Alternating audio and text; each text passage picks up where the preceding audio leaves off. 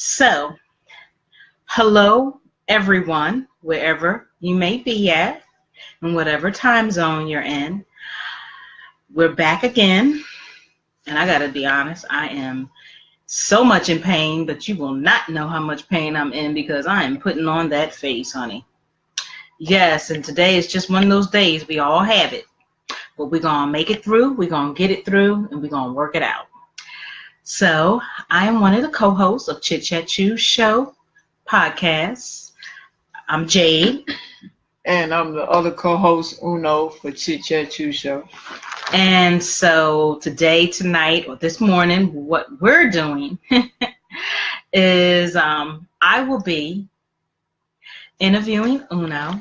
She interviewed me one time. And so the tables are turned. I'm going to be interviewing Uno. I ain't gonna lie, I really didn't want to do this shit at first when she approached me about it a while back. I'm like, nah. I just rather just us do the show together like we usually do, topics and have guests. And I don't want the spotlight on me because I'm a very private person. I don't like everybody to know who I am really. I give you a little bit here and there, but to just give it to the world, yeah, but she's trying something different. I'm trying something different. She's the introvert and I'm the extrovert, but then again, I have my introvert ways from time to time. But I appreciate her. I stepped out on faith. I'm glad that you did that. So I hope everyone is well today.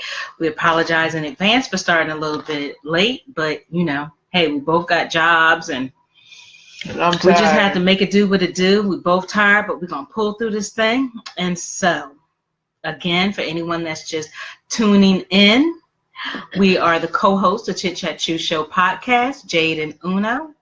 And so we just going to dive right in. And if you happen to be on while we're on right now through our Chit Chat Choose Show, LLC Facebook, definitely if you have a question, you can put it out there.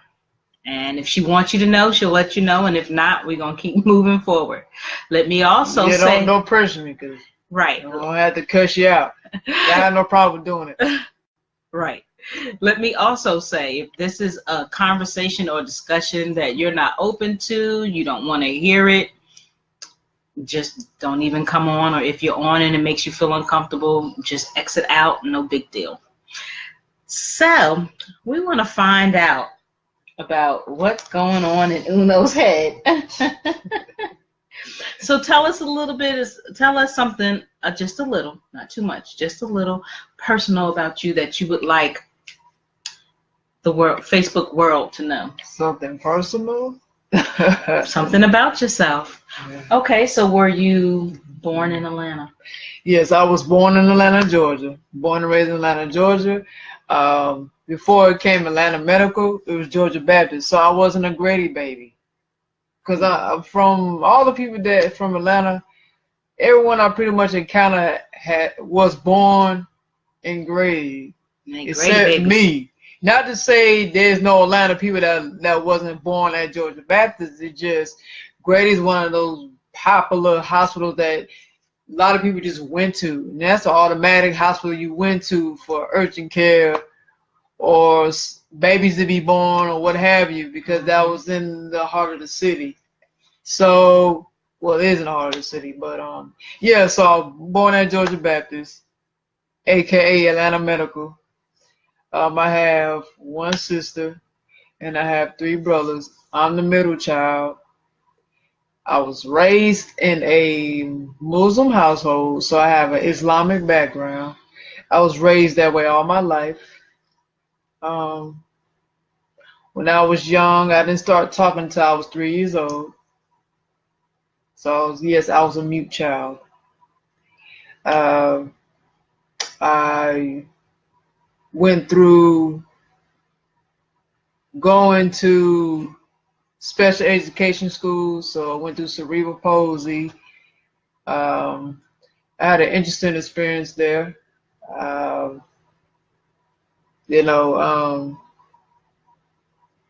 Had a lot of caring teachers, and not only work with me, but other kids that was special needs in that school. And I've met people in all walks of life in that school. I learned horseback riding. That was fun. I used to know sign language very well. I got away from it. My parents been divorced. They've been divorced since 81. No, 89. 89. They've been divorced since 89.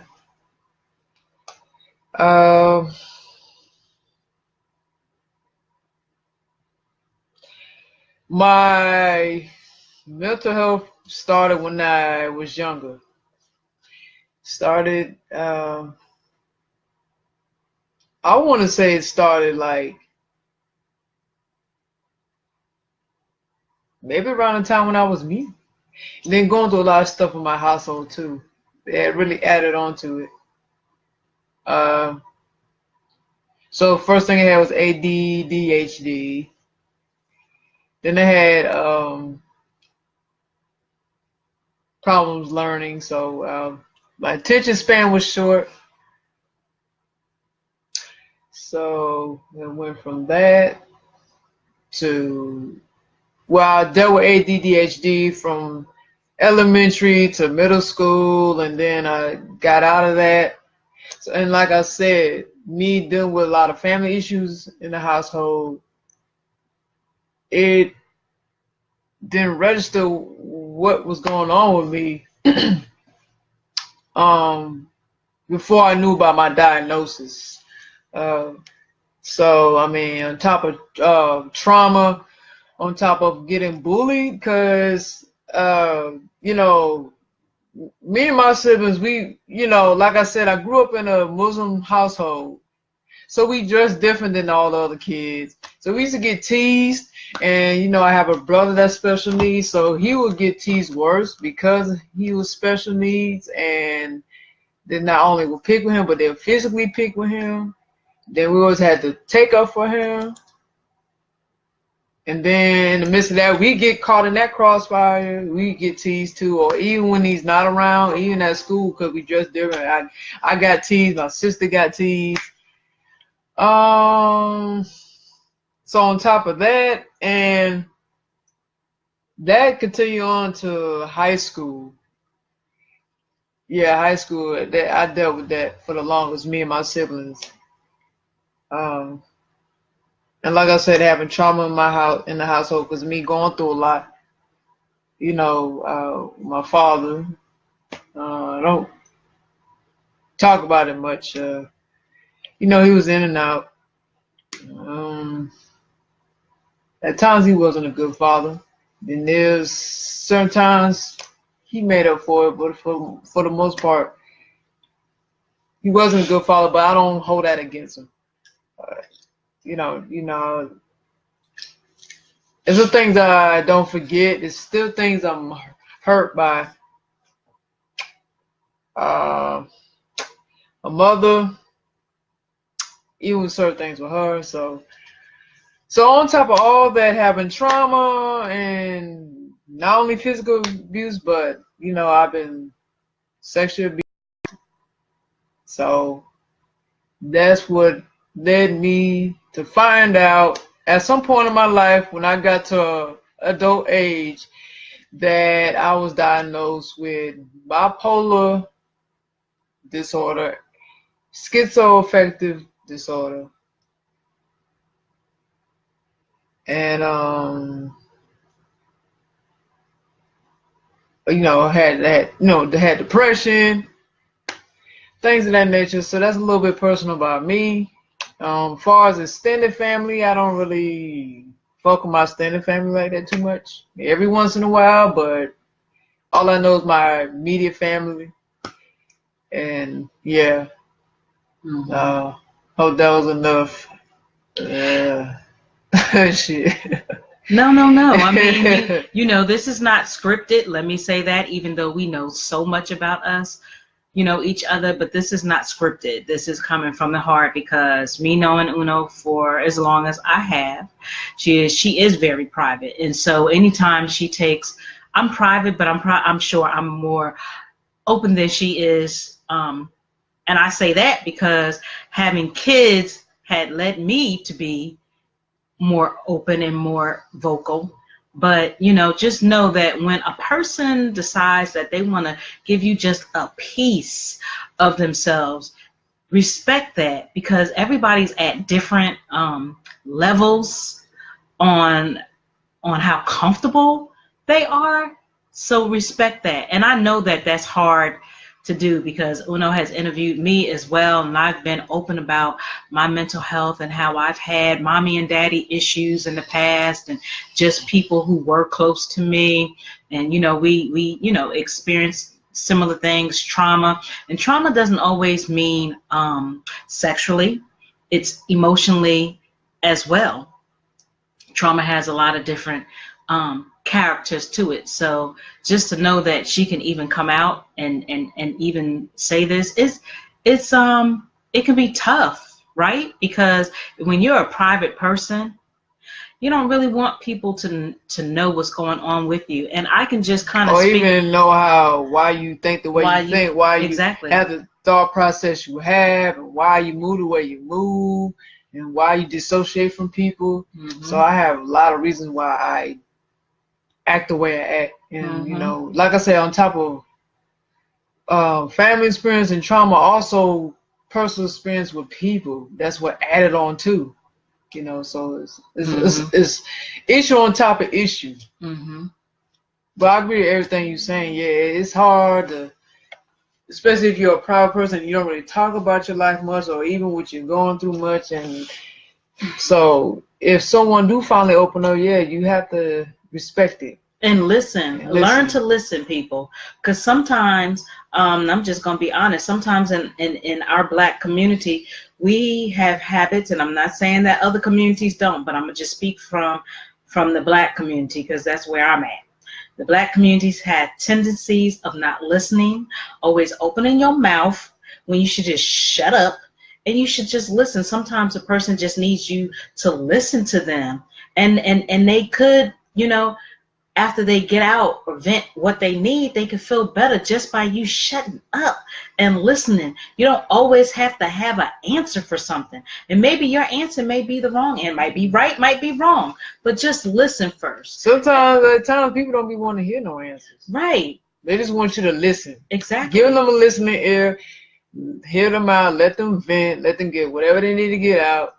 And they appreciate you just for doing that. Absolutely. And also in our Black community, or our Black and Browns, what I've seen through my years of living is that we have habits of keeping everything bottled in. I'm not saying if that's what you want to do it, but just from learned experience myself, when you keep it in, the more you keep it in, the worse it can get the older you get, because you're not allowing yourself to vent it out, allow yourself to heal and move forward the best that you can, you know. And it affects you, relationships, family relationships,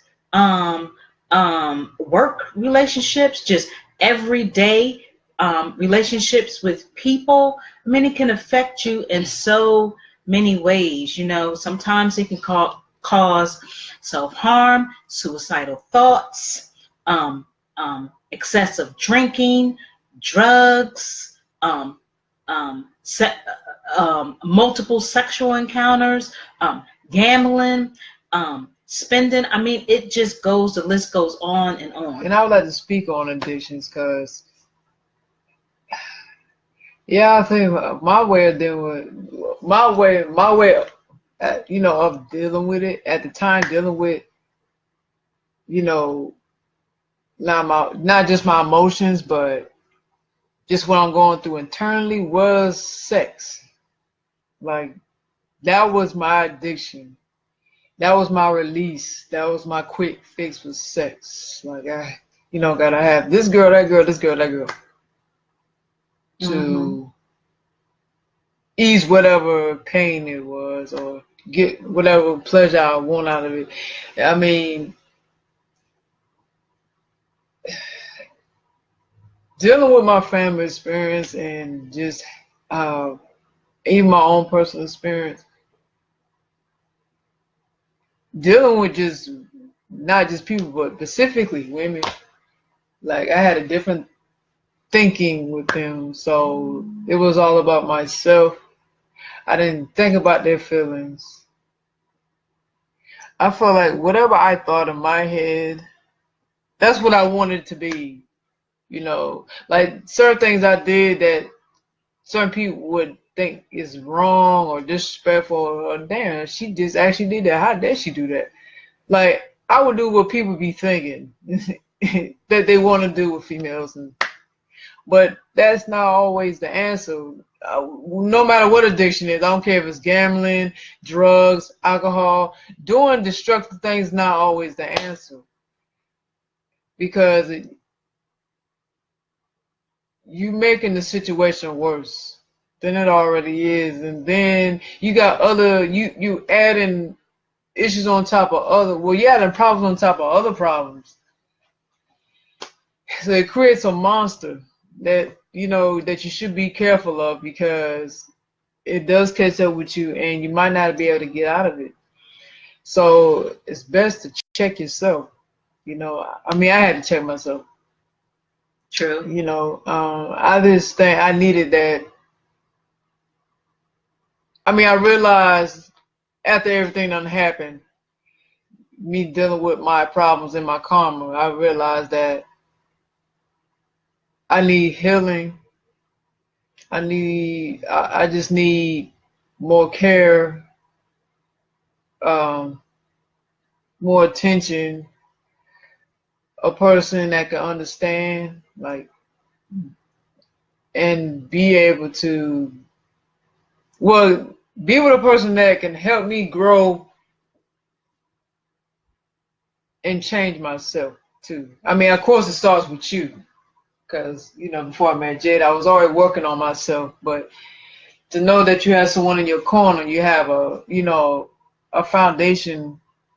It don't have to be just family. It could be a spouse. It could be a partner, whatever. Like having that foundation helps too. Like can help you get across that hurdle that you've been trying to get through. So it's definitely worthwhile, and I appreciate it. But yeah, like I said, yeah, everybody got a different addiction, and there's always a reason why people have an addiction. Like I said, mine was sex. So obviously there was a reason why I was that way. Because I mean, whatever quick fix I got out of it, that's what it was. But I think also was not just internally, but even it goes back to my personal trauma and family experiences and shit that was going on in my household, so.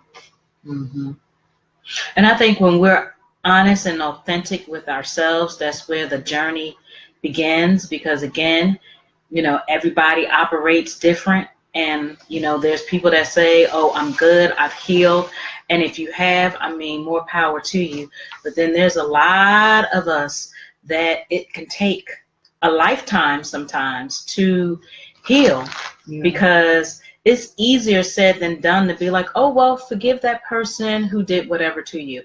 That's not always so easy to do. That's not always so easy. And you might at some point forgive them, but you don't forget. Never forget. And you can never look at them the same again. Right. Because of what happened. Right. Absolutely. It's hard to, or to a degree, it's hard to respect that person. Or even see them as a human being in a sense, as a decent human being. So yeah, you can't really say what a person should do. If they don't forgive them, okay, that's them. That's something they have to deal with. And if you're a person that is quickly to forgive, that's great too. That's something you got to deal with. Either way, everybody has their own shit that they go through, but you gotta let people do it at their own time. And if it doesn't get resolved, then hey, that's just what it is.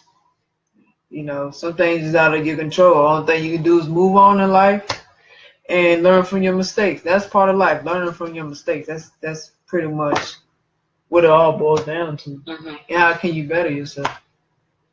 But no, and also I'm a firm believer in when people do things, karma comes back. Yeah. Even if we trying to get to a better place, karma's not going to forget what we've done. Yeah. You know, so everybody, like you said, has to be accountable for their own ways, their own actions. Because I'll say, I can admit I done some fucked up shit in my life. You know, I mean, I've had it either way. People have done shit to me and I've done shit to them. And I know I can't take it back. And if whatever I did to somebody, if they not in a forgiving space, there's nothing I can do. I can't be mad at it. Nothing I can do about it. You know, that's just a lesson for me. You know, and if people have done wrong to me, if I'm not in a space to forgive, then I'm just not in a space to forgive. And it just has to be when I'm ready to move forward. It has to be the right time. So what steps have you taken?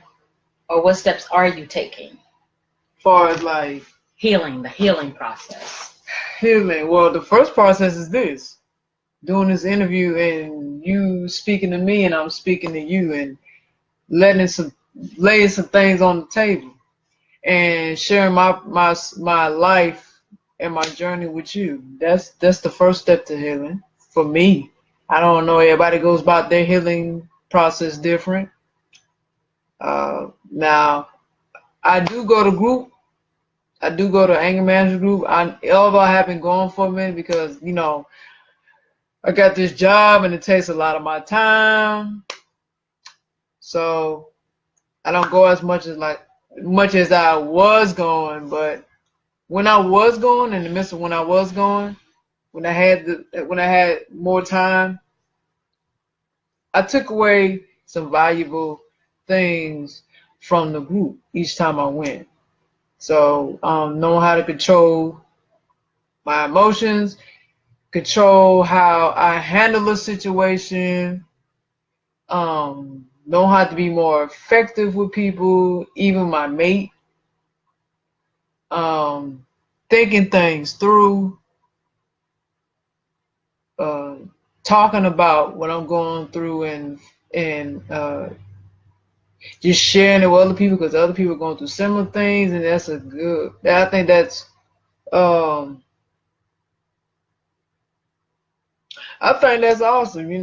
being able to just relate with people and feel good about it. It's another healing process for me. Like I said, the facilitator, she's a cool facilitator. So I miss going. I wish I could wake up on time, but I guess it's just not in the cards at the moment. So hopefully I can wake up on time so I can go because I haven't been.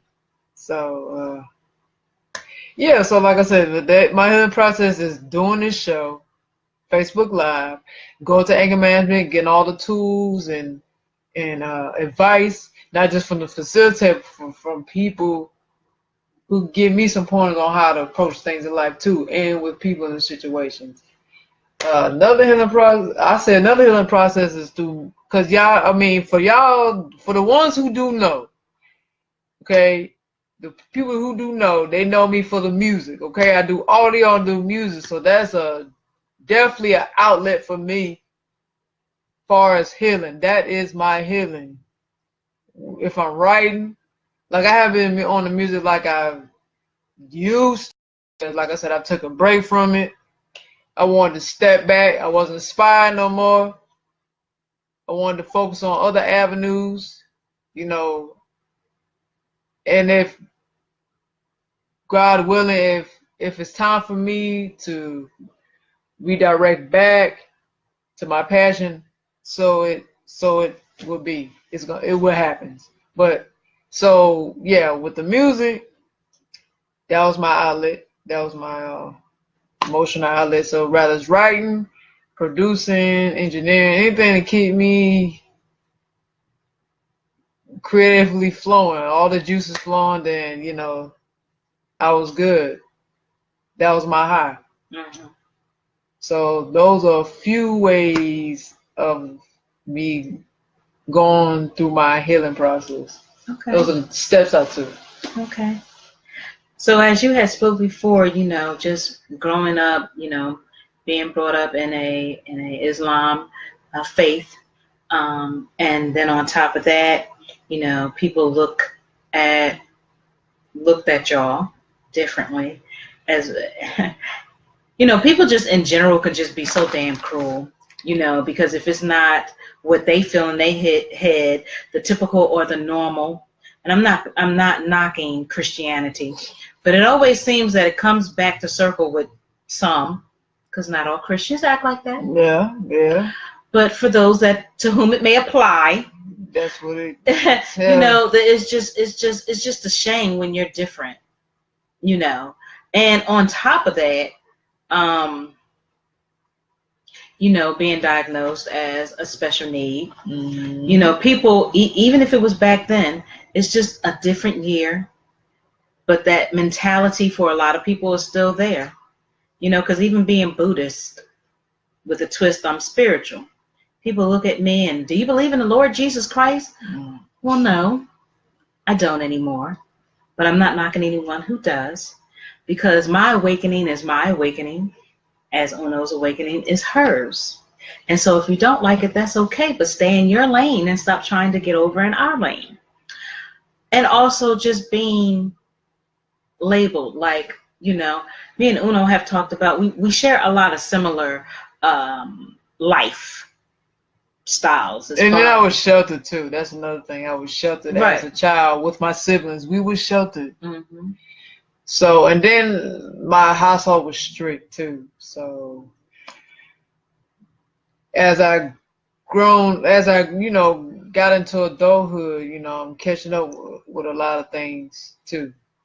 Like just being an adult, just living life, even missing out on things in my childhood too.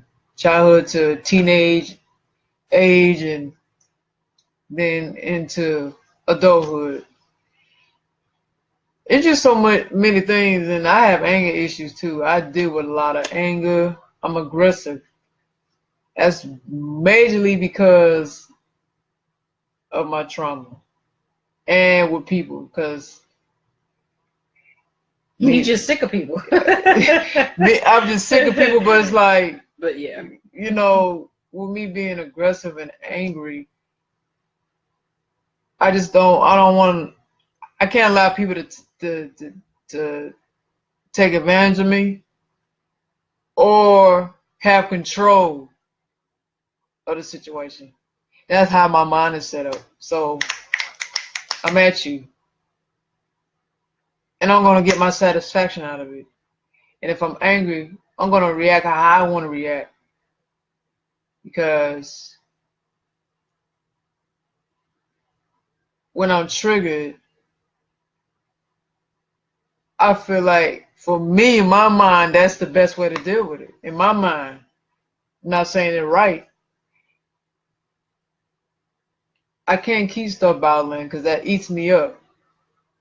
So I'm quick-tempered. So when something ticks me off, it's going to come out, and that's just it. But like I said, it's partially to do, majorly to do with my trauma, because there's some things I have not healed from. There's some things I'm still dealing with from my childhood into my young teen years that I haven't dealt with.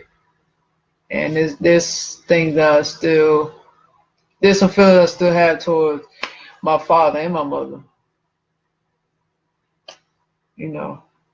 And on top of it seems like the anger always builds up, or the aggression intensifies. Like the anger and the aggression is intensifying for some reason. I guess, you know, not just my family experience, but I just think people are adding to it too. It intensifies it. So I'm like more angry, more aggressive, impatient as hell. Always been that way. I think I take on certain traits of my father because he's the same way. That's why he knows how I am because because he had a lot of ways I do, and but I haven't. I mean, just like going through my whole human life, like I haven't found a way to channel it correctly, and that definitely could be destructive. I've learned that the hard way too many times. So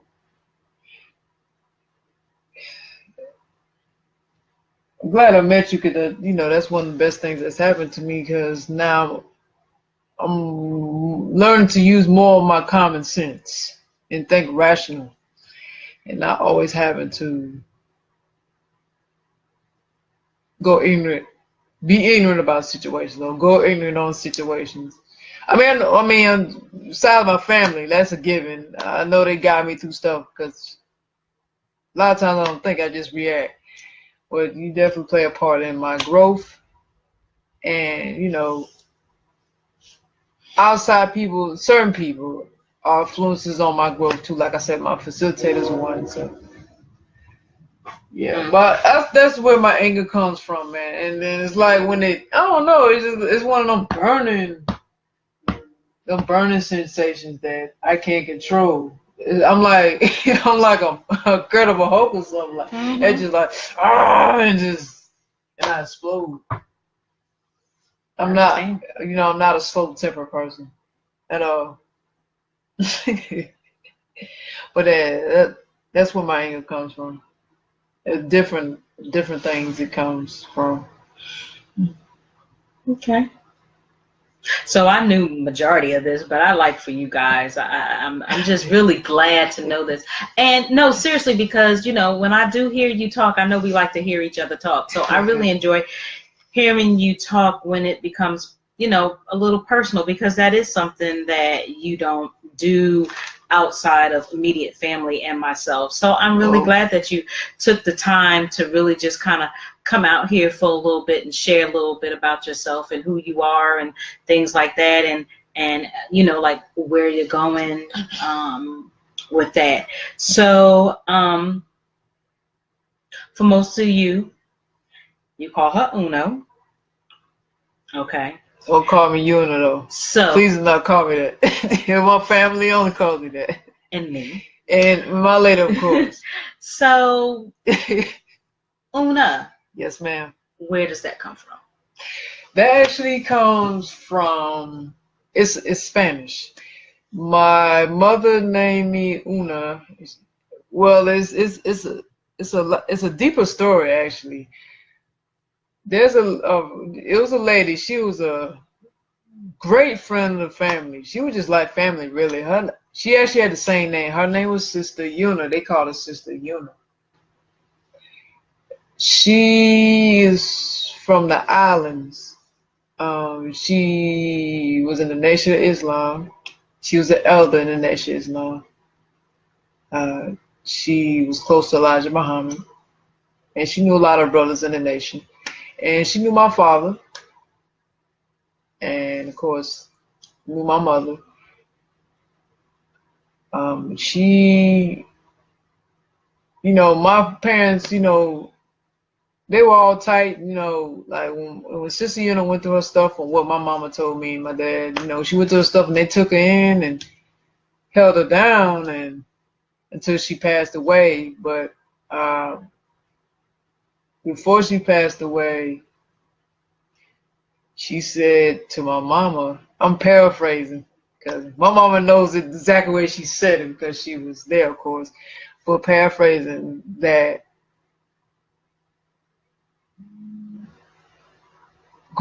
she told my mama, grab my hand. No, how she said that? Yeah, I think she did say that, grab her hand or something like that. And she said, when I come back, I'm going to come back as a warrior. And that's when she left. She transitioned.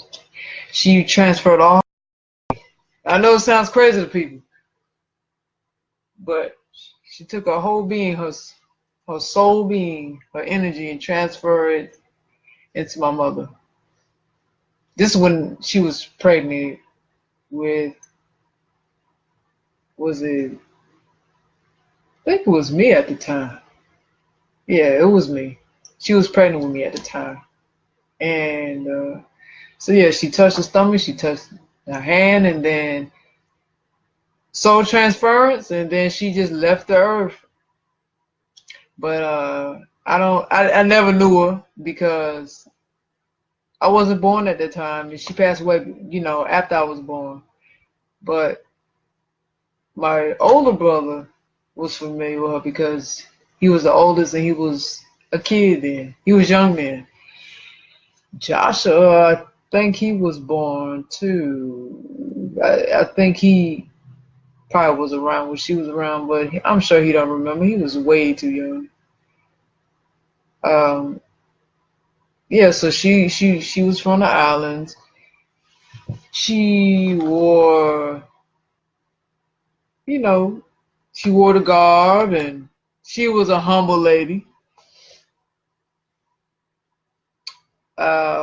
She was very intelligent. Even though she was, even though she was humble and nice, she didn't take no shit at the same time. We was the opposites. We total in the sense of personality and attributes. Yeah, we were total opposites, but we still connected because we had a lot in common.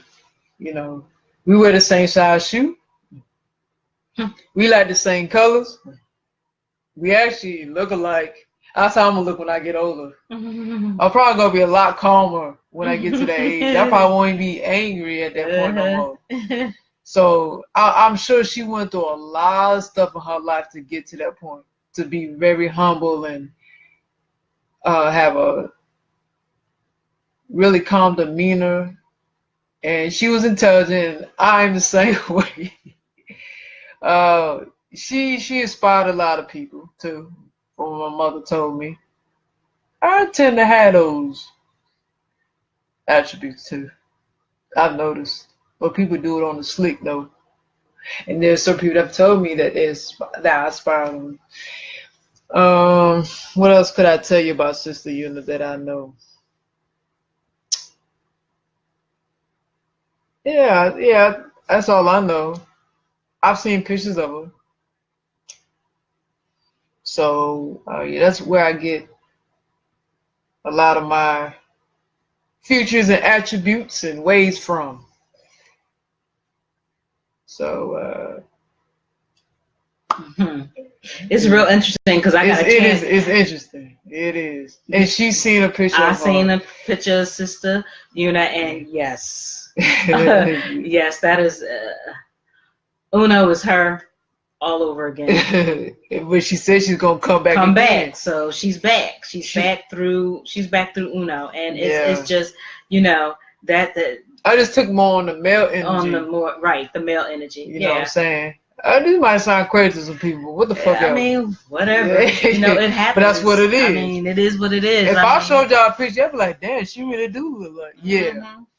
Because I feel like I'm my nana, and my nana, Mabel Mosley, may she be resting well and doing work wherever she at. She's not my blood, but she's the nana that I grew up with. We may not look alike, but our ways are so similar. Not to say that I don't have ways of both my parents, but she was such the humanitarian, the healer, the person the go-to person when someone needed to talk, or whatever. And I have a lot of ways of her, so I know she's my angel. You got any pictures of her?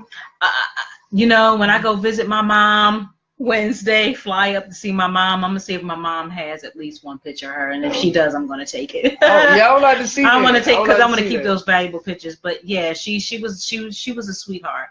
She really was. So I believe in the angels. I believe that there are angels watching over you. I believe that people can come back through you. Yes, I do. I believe that reincarnation, as they call it. Definitely. But yeah, with Sister Una, just a reference to warrior, it don't have a certain meaning. when she say warrior, it don't have to necessarily mean, oh, I'm gonna go out here and just, start, bucking on everybody and be lit. It could just mean that,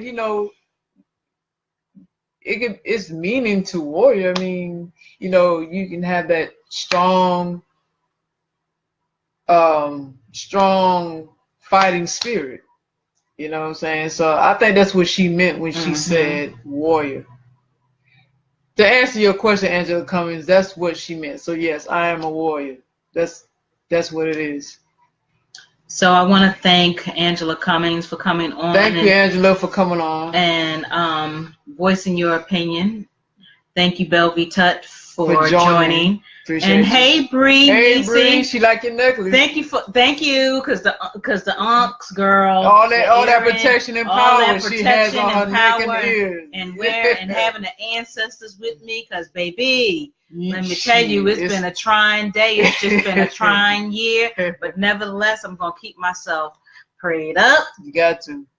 Spiritual, and do what I need to do. So thank you, girl, and thank you for the shout out. We appreciate you.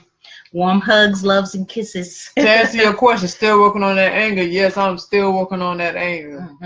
It's a process. It's not gonna happen overnight, but I'm always working towards it. Absolutely. I'm not perfect because I still make fucking mistakes like anybody else do, but every day it's a process. Every day is a success. So I work towards working on it because I know what I'm capable of doing when I'm angry. And I feel like I shouldn't always have to resort to that, because there is other ways to deal with anger. So I'm trying. So yeah, meditation can be good, walking can be good, exercising can be good. Eating properly, eating right, yeah. That music keeps me calm though. It keeps me balanced. So yeah, I'm still working on my anger. It's a growing process. So also what's interesting is that when couples can, especially when you're in a relationship or a marriage, and the both of you live with a mental illness, and have been through experience, similar experience or even different, but been through experience together,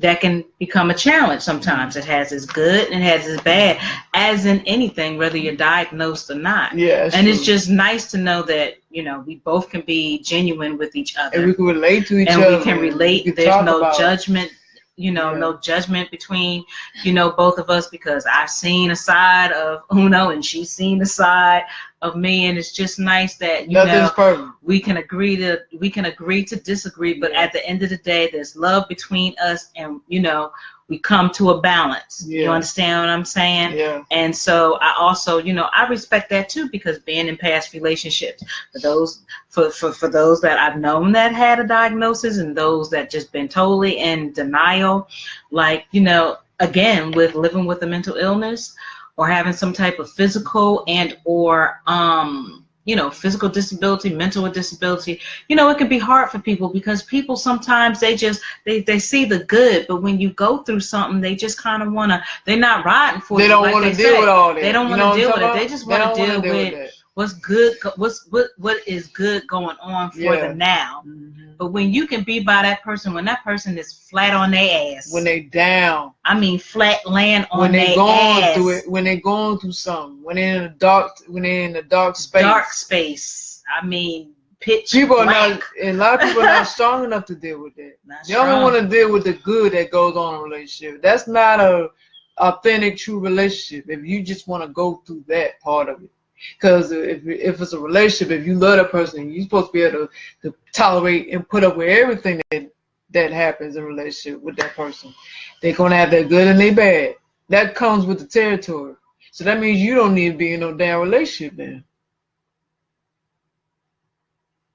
So let me ask this question. With you saying that, regardless, just relationships in general, do you should it be on Facebook? Should everybody know your business? Because sometimes people just don't care. They share all their shit on social media. You know what I'm saying? Then they just wonder their business and everything. Right. Then they wonder why people come back with, they had a comeback for them. So do you think that How do you feel about that? No, everything shouldn't be on social media. A lot of things should be private in your relationship now. I mean, if it's one thing, if you acknowledge that you have someone, okay, that's fine. You know, I just feel like, the person you with should be acknowledged and not make it seem like you're single and you hiding that person. You know, it's a big difference between, secrecy and private. Okay. So, I mean, I think everything is not for social media. A lot of things should be private. Anything that happens in relationships should be addressed behind closed doors. Cause yeah, like you said, I mean, when everybody's airing their business out on social media, and then one day someone could throw that bullshit right back in your face. Cause a lot of times when you put your business out there, people want to get in the middle of your stuff anyway because they want to be with you, and they want to break up your happiness or your happy home, whichever one it is. Right. Because people are unhappy. They see possible opportunities, and they will take that opportunity because they're unhappy themselves. So no, I don't feel like everything should be for social media now. Like I say, now if it's just you acknowledging that you have somebody, that's great. That's fine. There's nothing wrong with that. I feel like you should acknowledge the person you with. Okay. So what about the workplace? One, do you think that you should share that? Because we know, again, with the workplace, it could be people like to just spread their business with that. And as far as their relationship, that's one question. And two, with you having a mental diagnosis, how do you feel about the workplace knowing that? Okay, so the first question, it depends on the individual. I'm saying a relationship, like you said, there's some people who let all their business out and everybody knows about their relationship. There's some people that's private and don't tell too much. Excuse me. You might not say anything. They'll deflect from it, or they'll just maybe give you a tidbit and that's it. That's all you need to know. So I really can't say a right or wrong answer for that. Well, actually, I could. Well, I don't think everybody in the company that you work for, whatever job it is, should know all your business, because that can go into other things. That's other issues that's being created. Because like you said, things spread around, and now what if you having relationship problems, and your partner come up to your job, starting drama? See, that's interfering with your job now, because you were liable to get fired. You might not have a job no more. So there's different angles that you got to think about. So I don't think it's for the work to know all your business about your relationship. Okay. And then, far as you said with mental illness, how I feel that people know about my mental illness. Certain people do. I don't. Everybody don't. How I feel. To be honest with you, to a degree, I'm kind of uncomfortable with it. Okay. Although I do understand with certain things, whether you have a mental illness, whether you just have some physical diagnosis. I'm not talking about mental illness right now. I said mental illness and I said physical diagnosis. Like you can have a disease. What if you have a disease? What if you have a physical ailment? Some people might don't want everybody to know that. That's private for a lot of people. That's confidential. But just that in general, it can be uncomfortable. People knowing what you got going on with your body, physically, mentally, So yeah, to a degree, I'm uncomfortable, but it's like in certain situations, what can you do? Because I mean, if you got to take off and you got to go to a doctor's appointment, I mean, I know a lot of jobs want you to have an excuse, right? Mm-hmm. To bring it to the job so they can have some proof that, okay, this is what you did when you was on your off day or your off days. They keep record of that. I get it, you know, but at the same time, that's uncomfortable for me. So I mean, now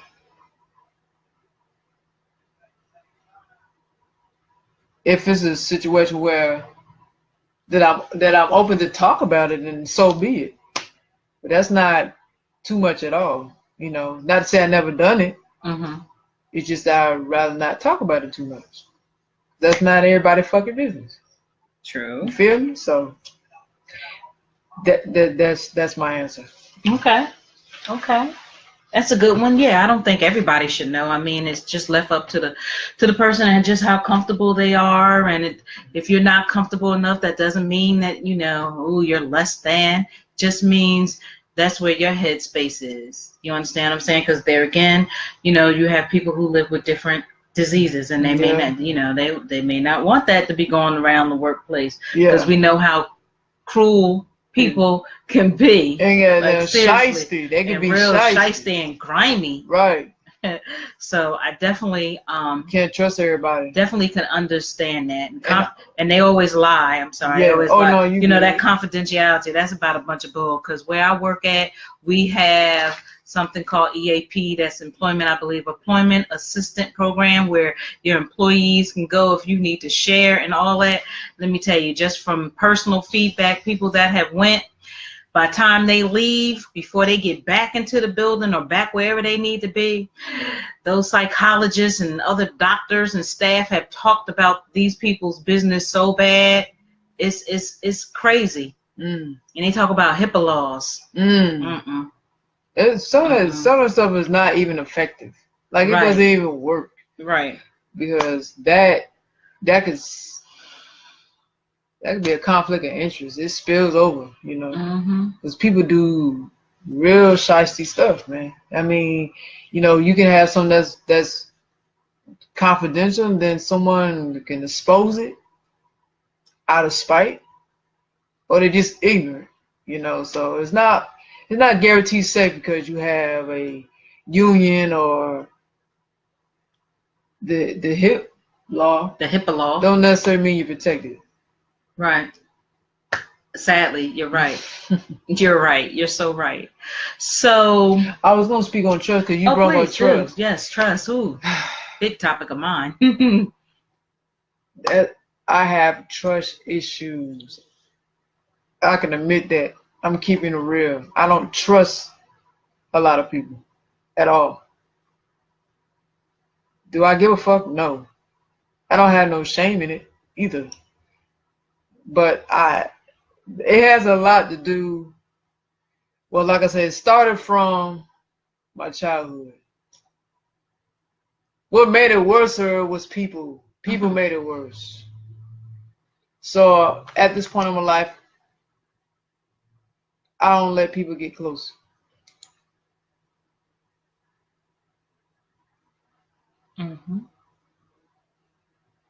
Unless I want them to get close.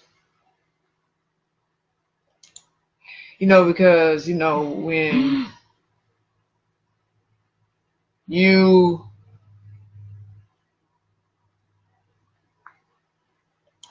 when you encounter people in life,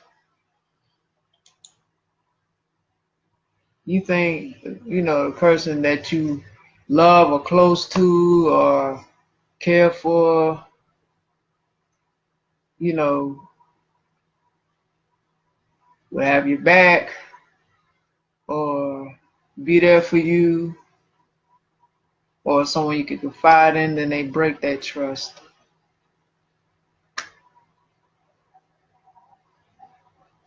Because you have a lot of shitty people in the world. And unfortunately, That's just how it is. But at the same time, you know, I mean, you know, I keep my guard up. That's just my protection. We're just keeping people away. Because I don't know how they thinking. I don't know what they trying to do. I don't know what they thinking is. You know, I don't know anything. And at the same time, don't get it twisted, because there's some people who just want to be in your space for no good reason, and it's not a good reason. Some people don't have the right intentions either. And I know everybody in the world is not bad. I mean, I'm well aware of that. I'm sure there's good people in the world. It's just not that many though. Not in the world we living in. So if you have that one person, or maybe two people, if you have two people that, I mean, I'm saying outside of family. If you have that one person, you doing good. If you have two, you doing better. You do even better. But if you can find good people in the world, hold on to them, because they're hard to come by. But yeah, I mean, yeah, the reason I have trust issues is just, like I said, growing up and too many personal experiences with people that I just don't allow myself to even open up, because I'm gonna feel like it's gonna be taken for granted anyway. The relationship gonna end anyway. It's not gonna last long. And people just full of shit. That's just how I feel. I mean, I'm not sorry about what I said, but that's just how I feel. And like I said, not to say there's not good people, but if I do happen to meet people, you know, if I happen to meet a couple cool people, that's great. I'm just not pressed for it. You know what I'm saying? I'm not pressed. I'm not searching for it. I feel like with bonds, this should happen naturally. I don't like forced bonds. I get a little weary of that too. When people try to force their friendship on me, I get leery of that. Because then it's like, I mean, why are you trying so fucking hard to be my friend? Like, what is your goal? Like, what is your intention? That's when my wall goes up. Mm-hmm.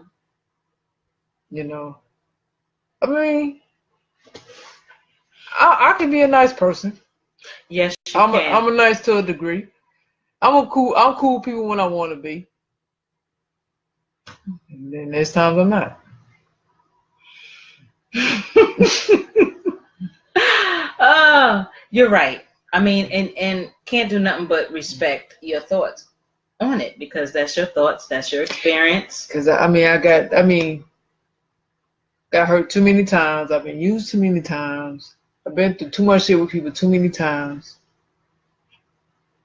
Trying to be a good person, as they say, or just be a friend to somebody and share me with them, and people take advantage of that. You know, people don't appreciate it.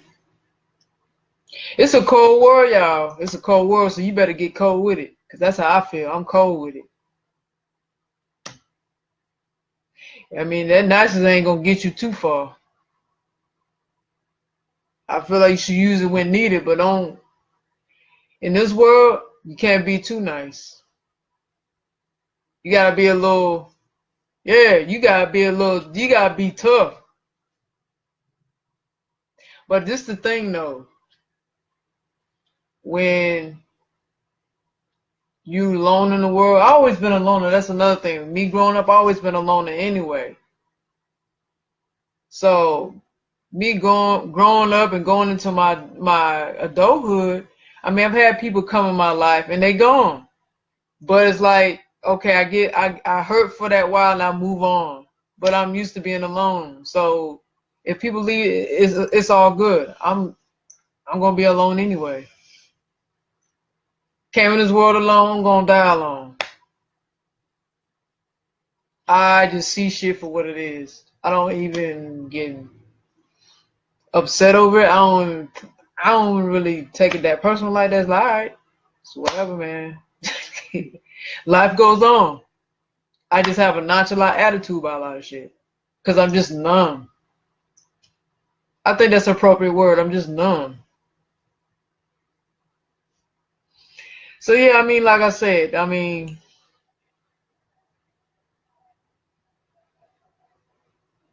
because if I want to have friends, I want to be people that,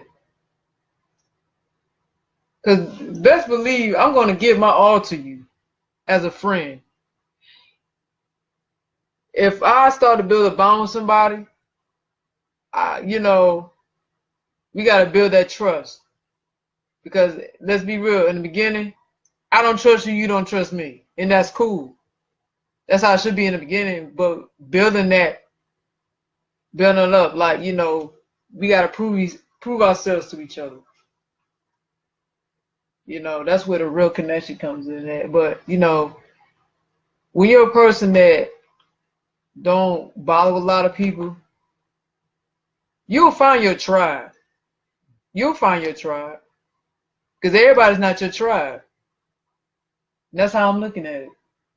I haven't met someone yet, or anybody yet, that's my tribe. So, and, you know, but that's good. Because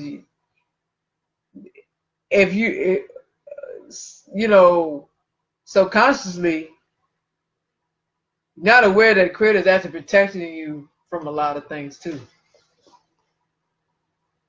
When you're spiritually aware of things, that's very good. Because see, mind you, the Creator works for everybody. So when you're spiritually aware of things, that protects you from the bullshit in the world. And then when the real people come to you, when you stand in your truth and being real folks will come to you. And the folks that can't take you, of course they're gonna stay away from you. They're up to no good no way. So yeah, so like I said, I'm not pressed. Whatever happens, whatever people I count in my life, I'm cool with the experience, man. If it's good or bad. I know you can't be on top of everything as a human. You're always gonna have bad, but the bad helps you to grow though. You know, not just good experiences, bad experiences help you to grow, help you wise up, learn from what you dealt with that person, and know not to deal with that kind of person again. That's what I've learned. That's why I'm so picky with the people I want to hang with. As you see, my circle is very small. And she don't fuck with a lot of people like that. Although she's a sociable person, she just don't fuck with a lot of people like that. Not personal space. Not personal space. It's the whole difference between personal space and just being out in some space. It's two different things. So I get it. I get where you coming from. Because, you know, me and Jade had conversations about just personal space, personal experiences with people, and going through situations. And the reason why we think the way we think, we move the way we move, you know, but it's, excuse me. It's all a reason, you know. It's learned experience. I mean, rather, you know, you or I, and again, yeah, like you said, you know, trust have to be earned. And now I see that, because before I was calling everybody a friend. You my friend, you my girl, you my dog, and blah, blah, blah, That's blah, what you blah. messed up at. And a lot of us may not admit it, but I'm admitting it. I used to do that. And so I've done it too. So I've had all these people in my circle thinking they my friends. I meet you, hey friend, and bam, a lot of times, most of them, maybe not all of them, but the majority of them, they were not friends. I mean, they stabbed you standing right there, stabbed you in the back, stabbed you in the front. I mean, it just so moving forward with that, I have learned that truly has to be earned. Okay, it has to be earned. I see it so much, and I'm not the preacher. I can only speak from experience, but I see it so much where people be like, like at work, prime big example, at work, we friends, we gonna go hang out. And I'm not saying people at work can't be sociable. I'm not saying that at all.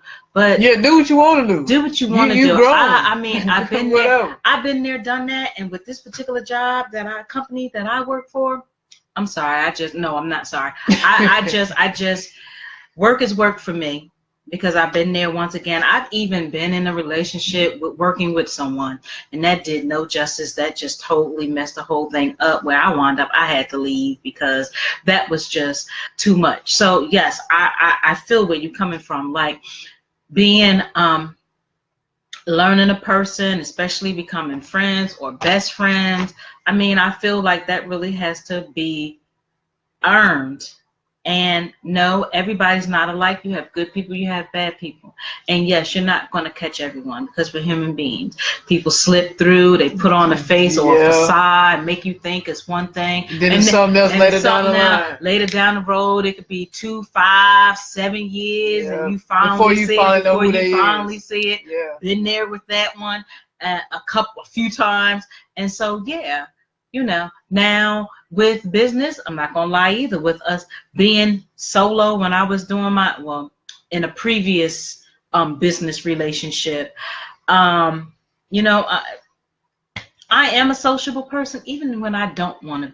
Like I always say, and people be like, huh? I be like, I like people, but I don't like people. I just don't like people. It's hard to I just don't like It's just hard to explain, but people are drawn to me anyway. They always have been. I don't know if it's that Pisces that's what me, the aura or whatever. What it is, Jade. But I can deal with people, because I have people that come to me and share stuff that it's between they mouth to my ears, and that's where it's left at. And a lot of times when they share with me, when they done, they like, girl, most people call me Aisha. If you call me Jade, you better believe, you know, either name, and I'm I'm confident in who I am.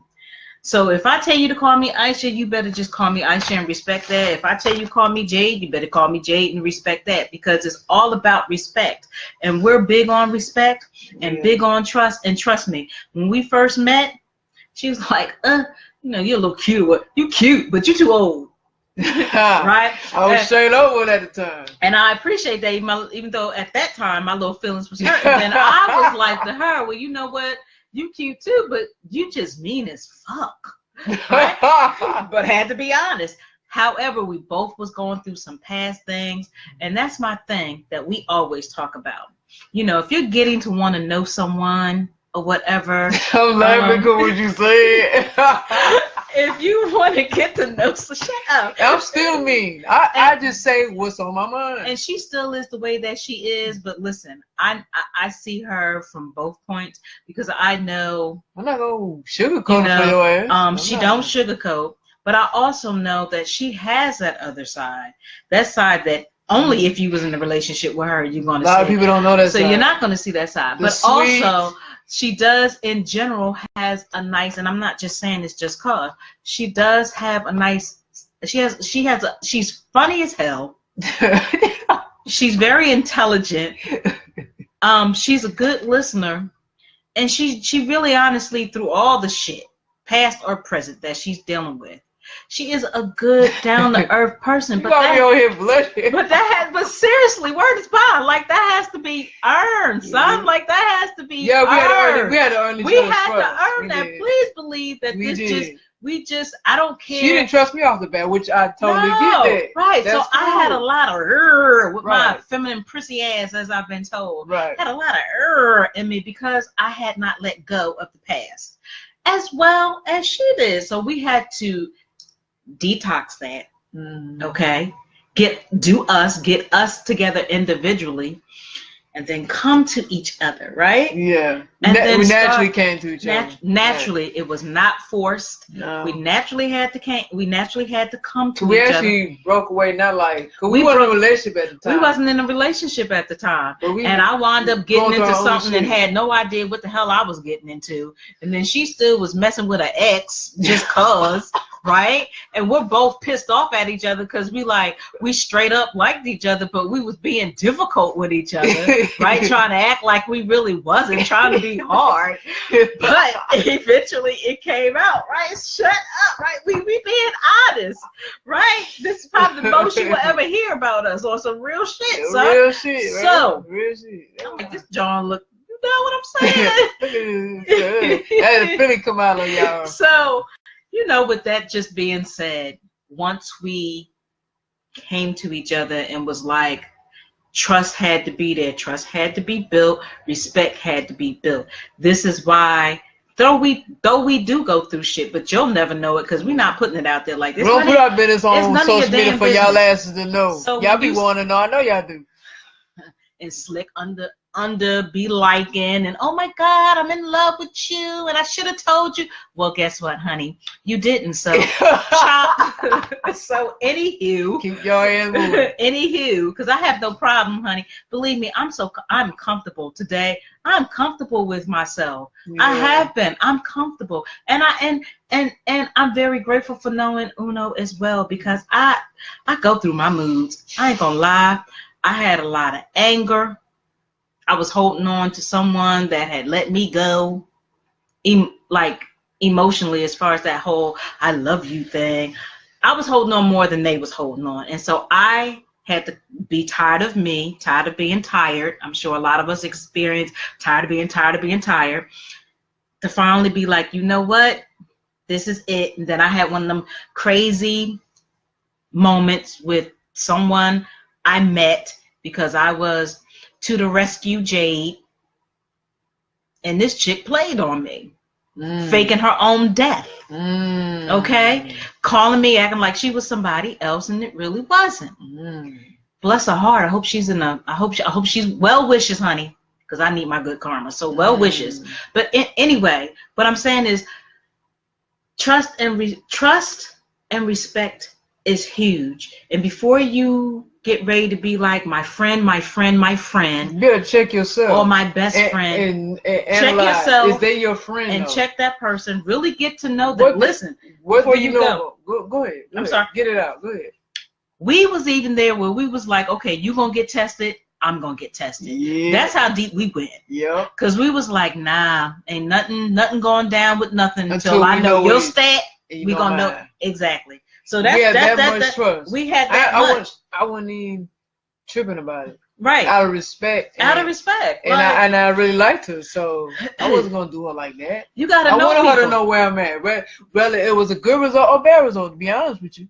Yeah. Whether it was good or bad result, I still want her to know. Exactly. And because we shared with each other where we've been with that once upon a time story. So it was only right for us to be like, all right, I respect where you came from, no judgment. You respect where I came from, no judgment. This is where we are mentally. Shit, I came out to him and was like, man, I'm certified, honey. I ain't gonna even lie, I'm certified. At that time, it was 2 states. Now it's 3 states. I'm certified. So I'm good people, but I'm not gonna bullshit you. I can be honest, because at this point, I don't give a fuck who thinks what about me. Okay, because when you point the finger, it's a finger pointing back. So before you trying to check me, sis or son, check yourself. Check yourself. It's this John right here. Please, please bleed, y'all. Please, just don't get this. Don't get that fucked up. I can be that good friend. I can be that bad, and I can be your I'm trying to tell you, but I don't like going there because that's a dark side that I don't like. I don't see color. I'm just ready to react. That's why Uno and we can really bond and understand each other, because hey, it's serious. Yeah, we serious. Just ask for respect. Yeah. Good, communicate with us as. Speaking for, because this is her. This is all her today. Yeah, it seems like you got the whole damn show now. No, it's not. No. This is about you. Shut up. This is about you. Woo woo woo. Woo woo woo. Woo woo woo. It's safe to say, just don't fuck her over. That's how. That's the wrong thing you want to do.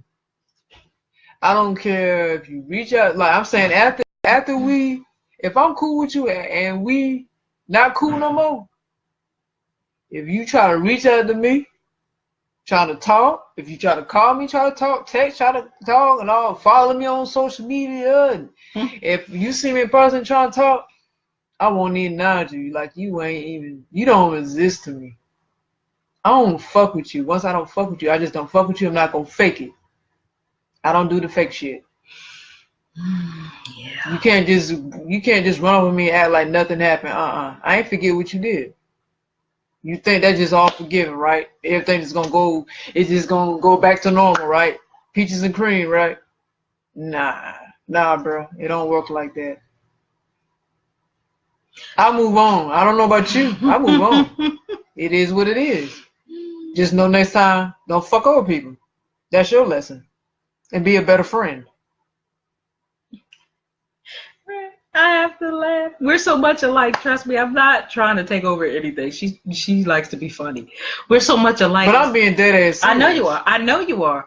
She's the aggressive one, and I'm the femme of the one. So we feed off of each other. Not to say, there's one person in my life that, although we had problems in our friendship, I'm sure I've done things. I'm sure he's done things. He was my best friend before Jade came along. Mm-hmm. We was friends for like, let's see. Count on them fingers.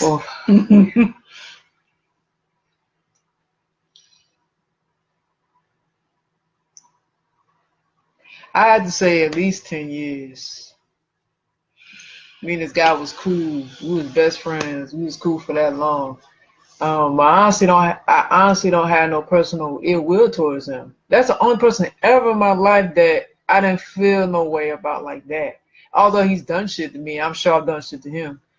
But it's not gonna be on no, I never talk to you or nothing like that. Because if I see him, I would talk to him. Mm-hmm.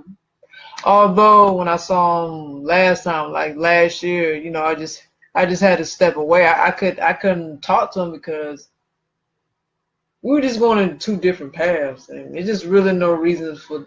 It just wasn't no reason to even say anything. What is there to say? God bless you, brother. It's always gonna be love. You know what I'm saying? You do your thing. I'm gonna do my thing over here, and if we ever connect back up, so shall it be.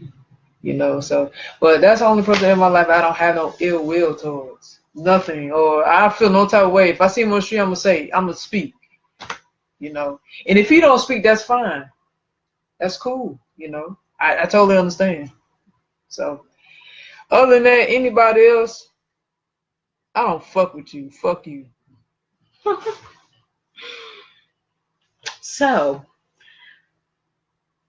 we've learned some things about Uno. Well, you guys have learned some things about Uno. And I'm sure they feel the same way about me. I don't give a shit though. I'm sure. I'm sure it's a big F you to me. I'm sure. Okay. I don't care though. I know you don't. I know you don't care. That's just who you are. So what about your music? Let's talk about some music. Your favorite part. Yeah.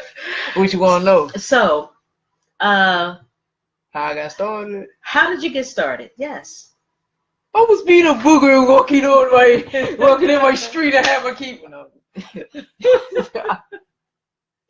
When did you get started, and what age were you? Ooh. Well, boy. Yes. Where to start? Take that back. Well, I come from a musical background anyway. So my father was in the music industry long ago. My mother was, pretty much the same. Some kind of way she ended up in there. Because she was a DJ for WFG for a long time. So so the people that she worked with and was connected with, she was involved in music industry. And my grandfather was in a group back in the day, so I was a definitely a lot of music in the family, and you know, my mama played music all the time, so I've heard all varieties of music. It wasn't just one particular genre, so I definitely had a colorful musical background. I got my keyboard at a young age. It was probably, I want to say it's before 15 though, because that was my second keyboard. But I actually had one before then. I might have been like 7 years old, maybe. You know, my mom just bought it for all her siblings. I mean, but my siblings, they might play on it and that's it. They just mess with it. But I actually was trying to learn it. Like, I enjoyed playing the keyboard. So they had me a little toy keyboard and I would play on it and thought I was doing something. So that's my first experience of getting the music bug. But when I got 15 and got that second keyboard, that's when I really started getting into music, like producing my own stuff and rapping, even rapping it. Even when I was in elementary, I was rapping. I call myself rapping something. I mean, it was just little kid rhymes. And then, I wrote a lot of poetry. I actually wrote more poetry when I was younger than my adult age, at this age now. So I was heavy into poetry, I was heavy into writing lyrics. So I was developing my skills in elementary up to high school. High school, I was still developing my lyrical and written skills when it came to music. So, but when I was growing up, I was inspired by a lot of artists. I mean, Stevie Wonder, Michael Jackson, Donna Summer. Well, those are people that I heard in the house. So I like the music, and so that's what I grew up on. Simply Red and Chaka Khan and Anita Baker and Tupac. You know what I'm saying? Criss Cross, all sorts of people, man. And then, of course, when I got to high school, I had a mind of my own then because I started listening to stuff I personally like. So, but if you from Atlanta, you know what I'm about to say. If you into the Atlanta music scene back in the 90s, you know what I'm about to say because I was into Outkast, Goody Mob, Witch Doctor, Cool Breeze, Attic Crew, you know what I'm saying, Young Bloods, Pastor Troy, Ghetto Mafia to a degree. It was so many people like I listened to. I mean, I was into all sorts of hip hop and rap, really. So, I mean, I was into Nas, Jay-Z, A Tribe Called Quest, De La Soul, Ice Cube, Snoop Dogg, Dr. Dre, Tupac. You know what I'm saying? Biggie. I was into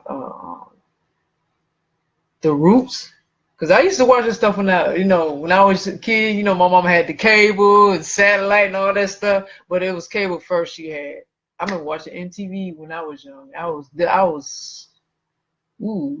It had to be late 80s, early 90s.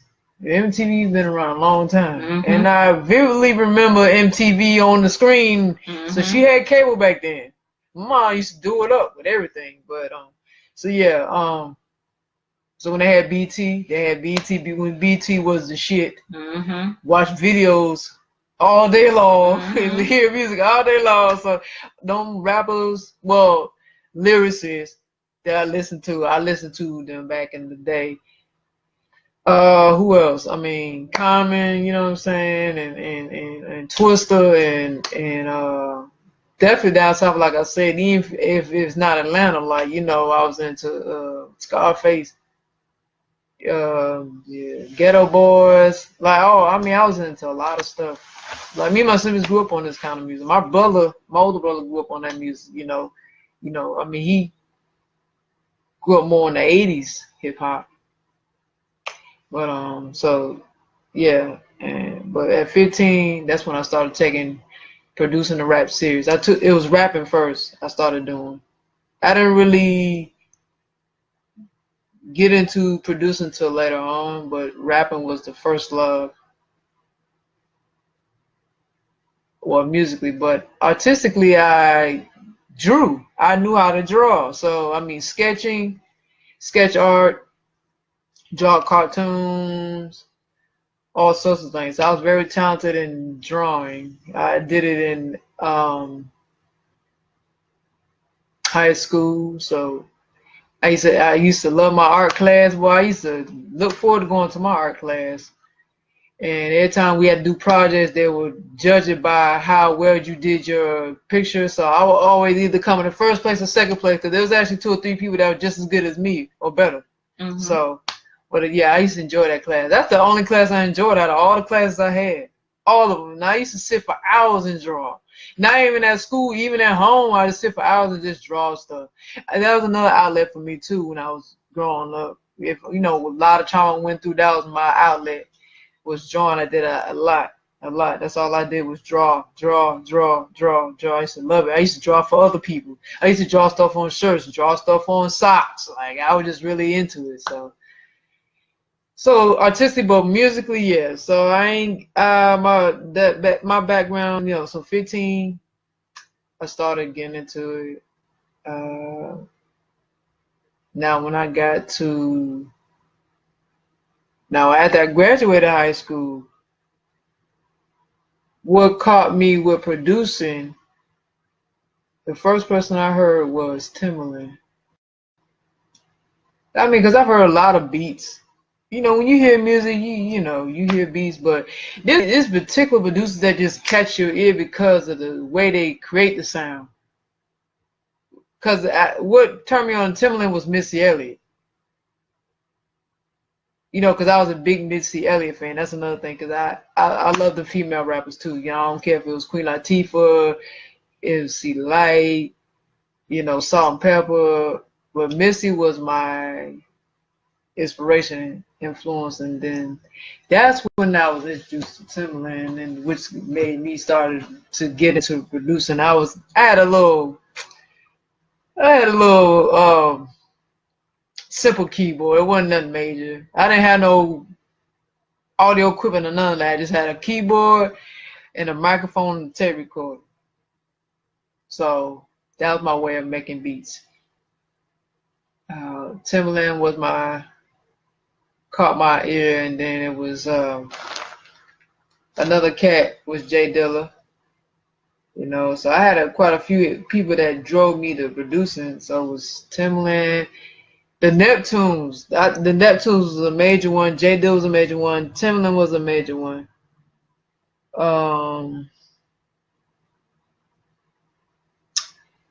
Let's see. And I want to go back to poetry because when I was in high school, I had a teacher that would let us. She gave us an outlet to express how we felt in our poetry, and that's how I really got inspired to do poetry. And that kind of spilled into the rap too, because then I started articulating that into my writing too. So I would incorporate the formatted writing with the poetry and put it all together and kind of made it my own. And that's when I took the rapping thing and producing series when I was in high school. And then after that, I stopped actually. I mean, I would do it here and there. I still had a passion for it, just that I had other things going on which didn't allow me to focus heavily on it. So I would say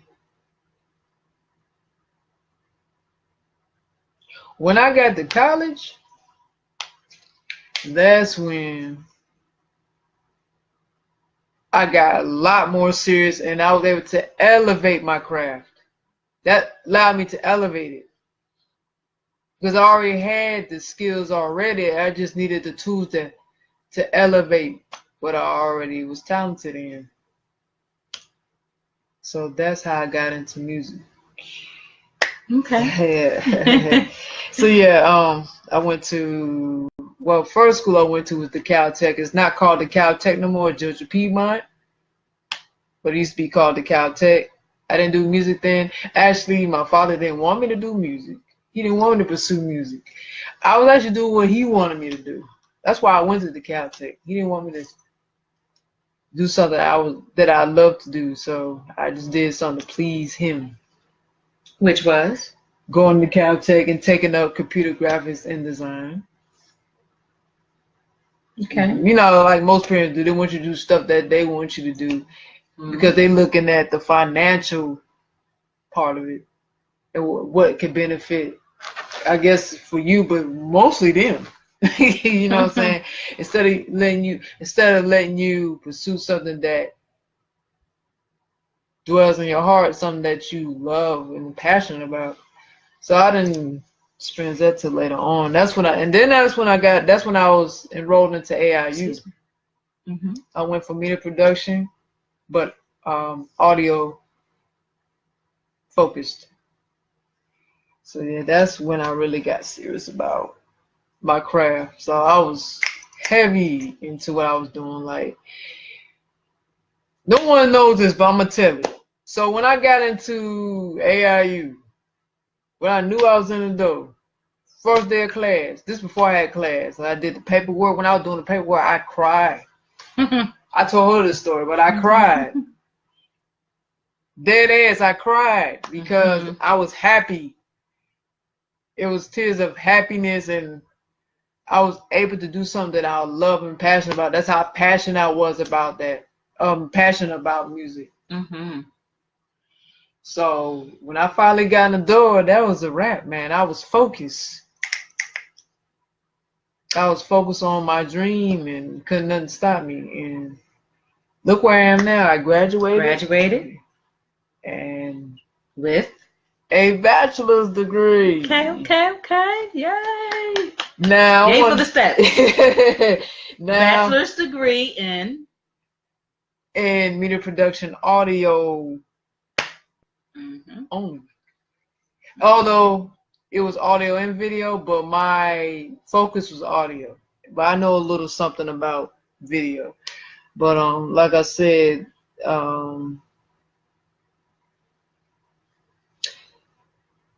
that school elevated me musically, and it found me a way to tighten my beats up too. And I came up with and as far as a producer, I came up with a creative name that I wanted to stand out from everybody. The way I made beats, the way it sounded, I wanted that name to define the way I made beats. So that's why I came up with the name Universal, because that's how I think in my head when I think music. When I create music, you can hear different sounds. You got a universal, it's a universal sound with different elements of music and drum kicks and all kind of stuff. I like to experiment. I love to experiment and create something dope. So universal. So I don't spell it the way you would spell universal. I spell it with my name incorporated in there, ver, and then Sile. So it's UNA-VER-SILE. Una. I incorporated my name in there. I just thought it would be unique. Of course, I told you my family calls me Una. Nobody else does. My lady calls me that. She can call me that. Nobody else should be fucking calling me that. But I incorporated that into Universal. I thought that would be a creative, dope idea. So I incorporated that and put the versal. Because my music is versatile. It is versatile. So, and that's when my producer name was born. So I was around like 2011. Somewhere, I think it was around 2011, 2012, somewhere between there. That's how I formed the name. So, yeah. Okay, cool beans. So, where are some places that you have performed? Ooh, I can't remember where the hell, because I ain't been on this shit in a minute. Okay, well, let's see. I do remember Six Flags. You went with me. They had something for Gay Pride. Right. Gay Pride at Six Flags in Atlanta. I performed at Club Opera. This is around Gay Pride, Black Gay Pride. I performed at what is that thing called? It was at some club. Oh God. Let me see if I can look that club up. Okay, I think I know. It was at Space. I performed at Space Atlanta. That's what it was. The Wet Bar. I think that was it for now. Like I said, I started, slowing down with the performing. I was so focused on school and really get more focused with my projects. I was so focused on my projects and and then financially, wasn't able to expand like I wanted to reach a wider audience. So yeah, that kind of hindered me for a minute. So that's why I ain't really perform that much. Okay. And but those just a couple places I performed at. That's it. It's nothing major. I ain't no big stud star. No big stud rap star, nothing like that. It's just it's all good. I see some of you motherfuckers some stud rap stars. That's not a bad thing. I'm just talking shit. So, who are some artists that you've worked with? That I work with on my projects? On your projects. Oh God. Well, actually, there's people from my school I've worked with. Now I have a joint collaboration project with TK, aka Prince Omega. We had the Boondocks mixtape, so I collaborated with him, and he was on my Undeniable mixtape. Who else? I had this cat from what was it? Africa that I collaborated with on my Undeniable mixtape. I collaborated with Belvy Tut. Shout out to Belvy Tut. Shout out to Belvy Tut. She was on my project, not the mixtape, but she was on one of my promo singles I had. So Belvy Tut, star artist named Space. Let's see what else. I'm trying to think. Wait a minute. Oh, Joshua from my school, AIU. I collaborated with him on something on my project. That came out like in 2014. I collaborated with Mischief the Poet. She's a stud artist. Who else collaborated with? Anybody else from Cali? I collaborated with Helena L. Blaze from Cali, out of Cali. Actually, it's an unreleased track that I haven't even released yet. Cause see, this is the thing. Cause my plan was, cause I had so many songs, I know I couldn't have fit everything on a mixtape. So I said, okay, the Undeniable is gonna be these particular songs, and then my next project is gonna be that collaboration I had with her was gonna be on the next project. But unfortunately, it hasn't come out yet because I had I had a few setbacks. So regrouping and trying to find another way to make sure it gets put out. So right now it's on hold because, like I said, I took a break from music. But she's out of Cali. Let me see. Wait a minute. What's her name? Man. Let's see.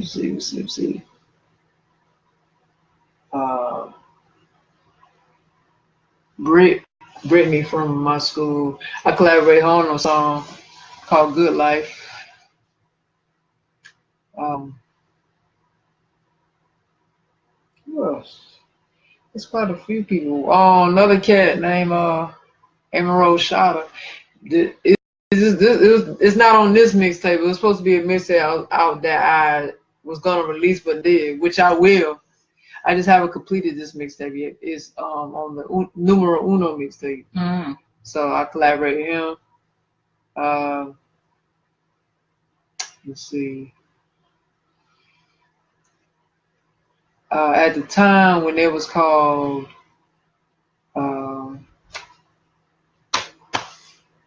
Woman of Worth, because you had Chastity and Nick Rochelle. But I collaborated with Chastity because she sung on one of my hooks for a song I have on that Numero Uno mixtape that's not released yet. Let's see who else. It's quite a few people, man. I was trying to collaborate with everybody, man. I know certain things didn't come together, but that's cool. But for the ones I was able to collab with, I'm appreciative of that, and I'm glad it went the way it went. So I ain't got no complaints there. I even had tested the waters with you. I know. Yeah, Jade, yeah, she tested waters. There's one song that I'm gonna keep with her on. Now one on she had to agree I'm not. She didn't like it. I didn't like it either. So but I did find somebody. Oh, shout out to Young Miss, because she's the one that's on that track. Shout out to Young Miss. Gotta shout you out, man. She's a start artist. She had to do her thing. Based out of Cali. We had her on the show before. Yeah. Okay. So, I mean, it sounds like, and I already know, but for those who don't, yeah. So, I mean, that's really awesome.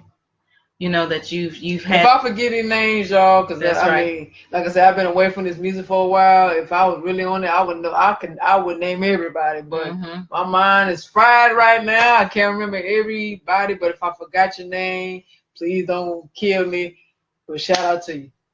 Absolutely. All right. I mean, you've worked with a lot of people, you know, and so that's good, that exposure and that experience. Yeah. And you have some really good, I'll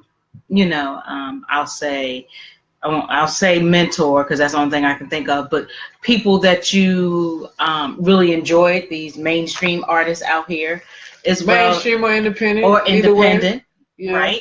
And so, what do you think about my music, Jade? Really? You want to know? Yeah. Well, I've been a big supporter, even before we even got into a relationship, to be honest with you. So yeah, she was sharing a lot of stuff. I was really the cheerleader in it, even before we ever. I'm your cheerleader. I'm sharing all your shit. Yeah, bitches, I'm listening. Ooh, this John is nice.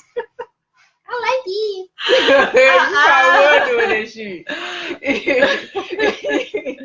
So I've always respected the music because it's different. You know what I'm saying? I come from up north, so I've listened to a lot of up north stuff and West Coast. And I have listened to down south, but mainstream artists. I really did not know independent artists from down south. Yeah. So when I got with Uno, or getting to know Uno, I mean, I did from the beginning. So this is nothing new since we got together. Like, I was supporting her probably more than her friends at the time was. So and I ain't gonna say no names, but I don't fuck with them no more. But and I mean, and still through it, I mean, we both give each other constructive criticism on stuff, and it's all love at the end of the day. So I really wish her continued success. If it's in the cards for her to go back to the music, whether it be the rapping or even get into the audio, which I personally think she would be totally awesome with the audio and stuff like that. So I mean, I'm cool with it. I don't have complaints. It's different. I like different.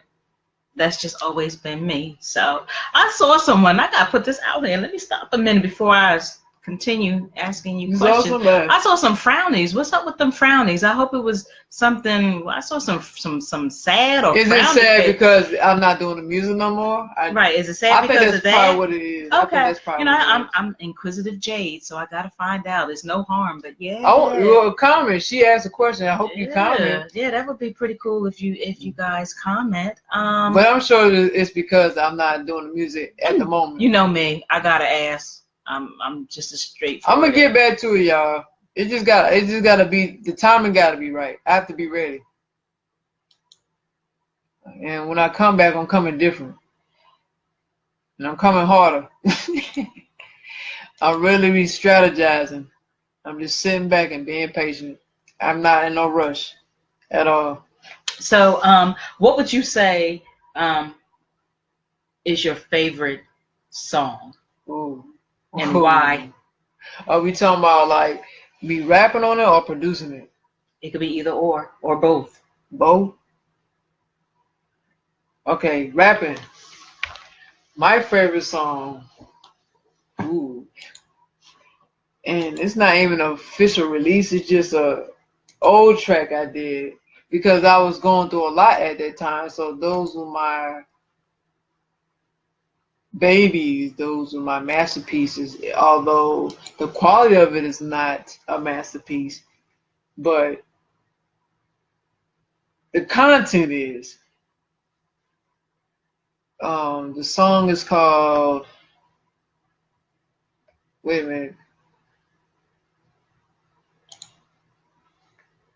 I want to say, it's a freestyle I had called Deuces.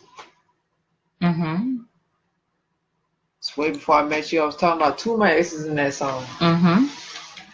You know, that, yeah, I was going through personal shit at that time. And I was in a dark space then. But I think that was some of my best work though. The Deuces freestyle, then I had this song called, I forgot the name of it. I was saying, release me from this hell. I said, release me from this hell, fly away to bliss in the world that keeps me sane, because demons in the mist. I forgot the title of it, but that's one of my favorite songs. I put a lot of passion to it. Like, actually, when I was recording that, I was actually emotional through that song, like crying and mad. Like, a lot of the old stuff, I think that was my best work to me. Now, I can say that at that time when I was able to have access to the right equipment, I was able to sonically and on a frequency level make it better, sound wise make it better. Let me see. A lot of my freestyles I like that. You heard a lot of my freestyles. I think that's my best work. That's my favorite stuff, the freestyles. I had there's a few songs I like too. Like I said, I just named two. Now my mixtape Undeniable, my favorite song off of that would be Beast Flow. That's my favorite. That War Code and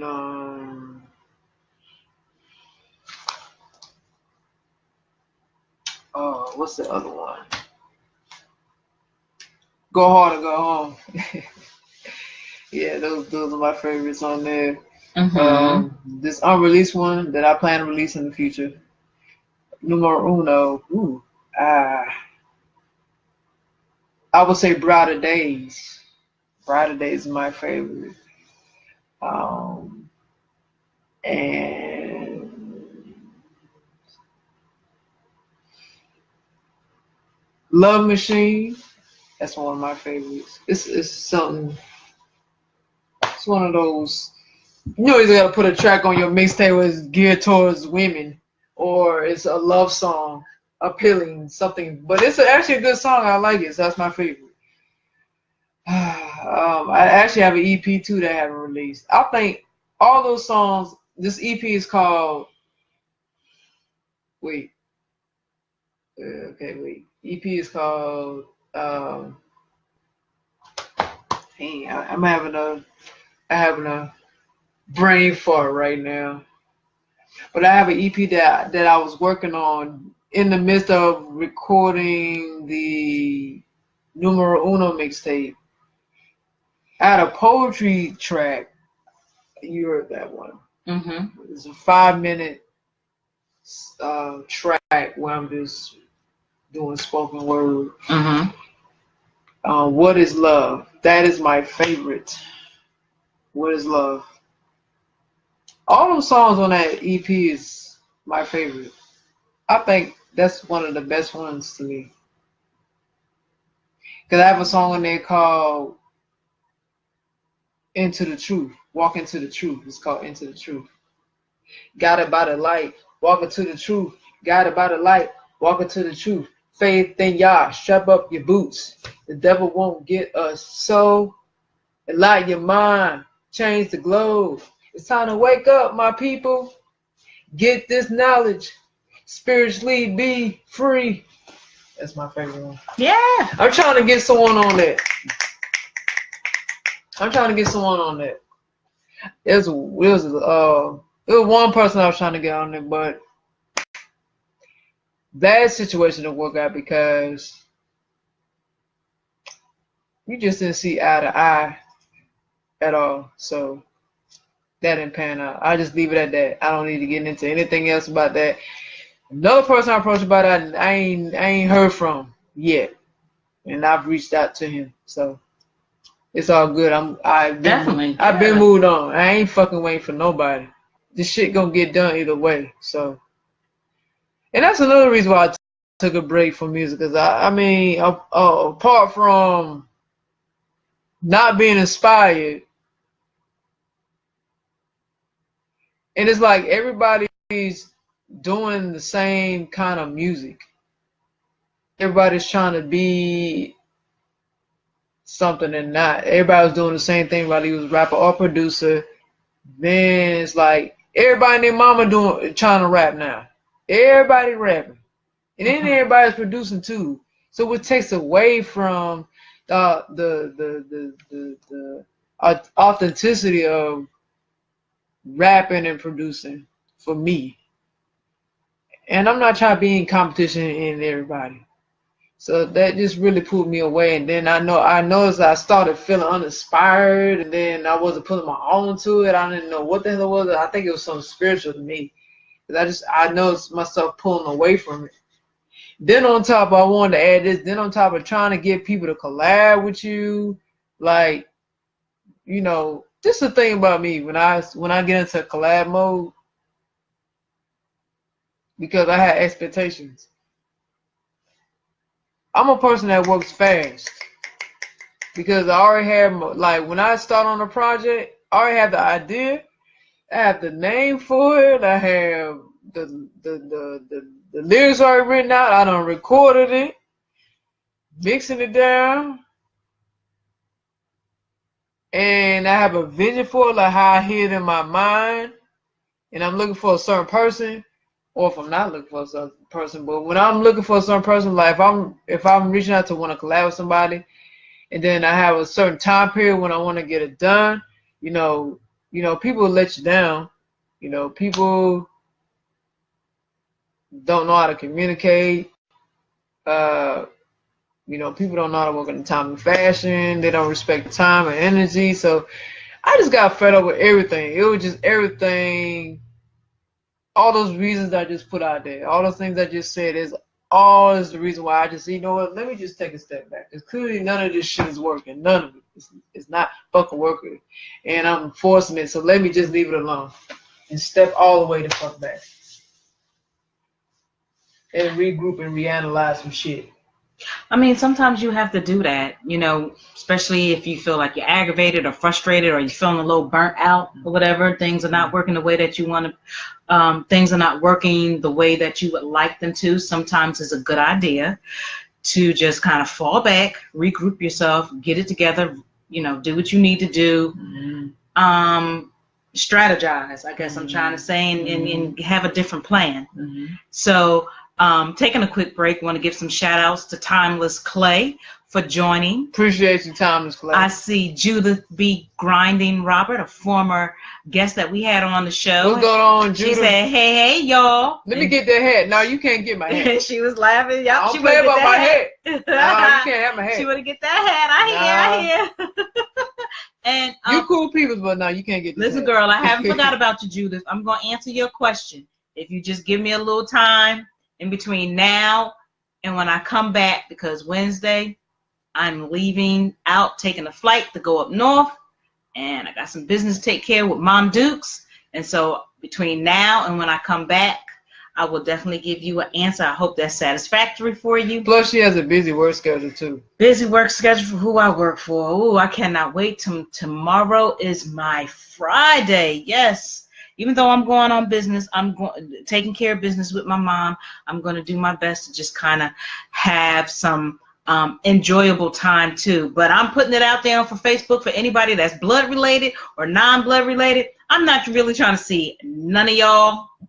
I don't mean no harm. I just really need to fall back, get myself together. So that's the end of my words. Oh, I understand. So with that being said about your music, the ones I like is definitely Hard to Go Home. I believe I heard that Boondocks. I believe I have. And of course, That Crazy World is my favorite on that Boondocks. And of course, I like the one that you dedicated to me. Oh yeah, that's right. Yeah. It's yeah. I think because I was rapping on one of Taku beats. And of course, I like some of your harder stuff, like your older stuff, where you was really straight hitting like some conscious shit, like yeah. Then was hungry. Yeah, I was hungry. And that's I could see the difference in the music. That's why I said that's at that time. That's when I was going through my roughest, and I had the best work. I like it. I really was hungry. You right on there. I was hungry. For real. So I thank you for liking it though. Oh, of course. I ain't say number producing. one supporter. I didn't tell you what my favorite tracks was that I produced myself. Definitely. Let us know. Oh God. What else thought? Oh, Fantasy is one. That's an R&B sexy track. Okay, if you ain't heard it, go to my Bandcamp. Put in Uno UVS UNOUVS. You should be able to find me. But listen to Fantasy. That's my favorite one. It's called. Another one is called Cruising. Fuck. That's one of my favorite tracks. That's on my Bandcamp. It's just an instrumental. I have an instrumental on my Reverb called Game Over. Actually, that was supposed to be a track that me and TK was supposed to do, but we never got around to do it at all. So it's just a track that I just have sitting on my drive. So I just put it on Reverb. It's an instrumental, but that's a favorite of mine. Let's see. Another one would be Bounce. I think it's called Bounce. Yeah, I think it's called Bounce. It has a West Coast feel to it, so that's another favorite of mine. Futuristic Game is another one that I fuck with. Let's see. Fantastic Voyage is another favorite of mine. It does have that G-Funk vibe going. So you know, I did release some instrumentals too. So I have I have two projects with that, just straight instrumentals. Let's see. Classy is another favorite one. We play that as an intro. That's a favorite of mine. That Talk to Me is my favorite. 20 Rolling is my favorite. I sampled that the stronger you get, the sooner I get to her, I love you. I actually flipped that beat. I forgot the name of it though. You on it, Jade? I forgot the name of that. I forgot what I named that track. I forgot what it was called, but it's on my first installment. That's one of my favorites. Another one would be what's the other one? It's called I can't think right now, but there's just a few that I favor, that I produce myself. What would you say, and I know it's probably going to be difficult, but what would you say would be one of the least favorites, one that maybe you could have could have thought about, like, okay, maybe I could have done this over a different way? Oh, yep. I know exactly what that. I got a couple of them like that. I could have done. It's too. They don't have official titles. They just call Southern beats, Southern type beats. There are two beats, two different beats. I should have second guessed those because when I go back online, I don't really care for this shit. But at that time, I thought it was hard. So those are two that I'm going back to redo all over again. Another one I had was like a West Coast beat. It wasn't no title to it. I don't think it was. Actually, I took a sound out of that and put it into. Oh, that's another favorite track I left out. What is that track called? Calling, instrumental. That is my favorite. But I took a sound out of that untitled beat and put it into Calling. But because I actually just deleted that untitled beat. I didn't even want it. It just didn't sound good to me. I deleted it and just took that sound. Because actually, I was working on the Calling track. And then I was going back into my drive and listening to some old tracks. And then that one sound in that untitled track fit perfectly for the Calling track. And I incorporated that into it instead of the untitled track. And it worked out fine. So so that's 3 beats that I scratched. Actually, 2 I posted. I'm gonna take it down. Actually, and just redo it. So yeah, those 3. I can name a couple more, but that's just I just giving you 3 right now. Okay, so time is winding, but I want to ask these 2 in questions. Okay. What would you say to, or before I go there, is there anything else that you would like to add to what I've asked or what you've said on your own before I ask these 2 questions? I don't have nothing to say. All I say is when I come back to do rap and producing again, I'm gonna actually get into film too, just so you guys know. On the audio side though, sticking to audio, but I'm going into film. I've been wanting to pursue that for the longest. I have grown to love it. So that school was a great experience for me because it not only elevated me, but I was able to expand my mind on another world that I can explore that I never knew that I could be into and enjoy it. So it gave me a bigger perspective on audio in general and don't just base it on rap and producing. It's more complex than that. So I do want to say that. But when I do get back into it, there's certain people I'm going to reach out to, okay? So just expect the reach out. If I want to collab with you, it's going to be very tiny. Very tiny. Because most of it's going to be by myself. That's just how I like to work. Like I said, I work fast. I know what I want. And if I'm telling you I need it by a certain time, I need it by a certain time. If you can't do it, just say it. Don't waste my time. I had enough of that done already. If you can't do it, just say you don't. If you don't like the song, just say you don't like the song and keep it moving. It's not that big of a deal. I just don't like to be led on. That's all I can do is piss me off and talk shit. That's all it's gonna make me do.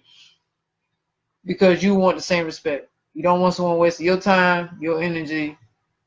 So have that same respect. But that's all I wanted to say. I've been wanting to get that out my system. Okay. Respect. So, what would you say to those that want to pursue a passion in either music or just artists in general? Maybe pursuing being their own boss, or if they're not interested in that, like in just whatever in life that they want to do. Let's keep it simple like that. What would you say to someone? I would say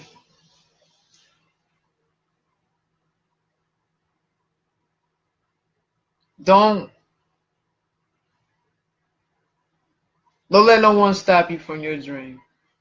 You're the only one that's holding you back from that. Whatever you want to do, you can do it. No one can stop you. Long as you put faith into action, and long as you're educating yourself on what you're passionate about. You can't walk in blindly on a dream. You have to know. So if you have a passion, know the ins and outs of it. Like, do much studying as you can about what you're passionate about. And if it's music, study the greats. Study the ways that can help you. You study the greats, you learn from them. But at the same time, not to say you need to emulate them or copy them, but how can you make it your own? So yeah, so with that, follow your dreams, be knowledgeable in your dream, and make sure that your business is tight too. That is very key, especially when it comes to audio and music. You got to know the business side of it, because you can be talented as all hell, but if you have no knowledge of the business, you're not gonna last long. And don't let no one discourage you. Just keep going. Be your own cheerleader, because everybody's not gonna support you. You got to support yourself. Believe in yourself. That's all I wanted to say. Awesome. And always keep the forces first. Keep the creative first. Anything you do, let it guide you to your and never stop trying. Never give up until you become successful. So keep on going, keep on pushing. That's what I encourage, and that's my words to those who are pursuing in the lane of the music world or audio world. And if anyone, and you was asking another question, what was it? Whether it was just in general, whatever their passion is, right? Same thing goes for y'all. Same thing. Mm-hmm. If there's something that you're passionate about, go for it. Don't let nobody stop you. Only you can stop you. You only live once. Do it now or regret it later.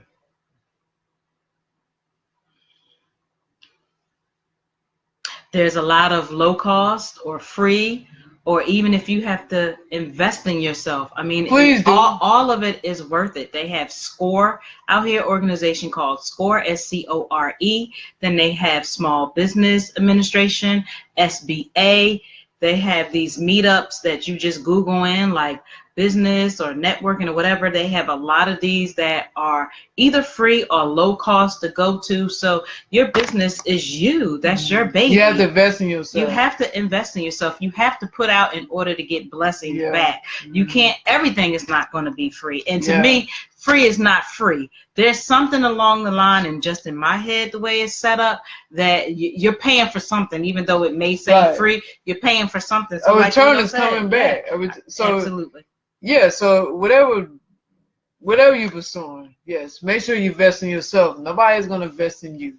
Right. And because you got to put in to get out. Absolutely. And especially if you're in music or audio, there's no way around it. You're going to have to invest in yourself.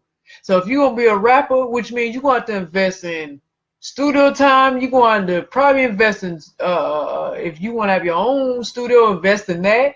Invest in performing, invest in CDs.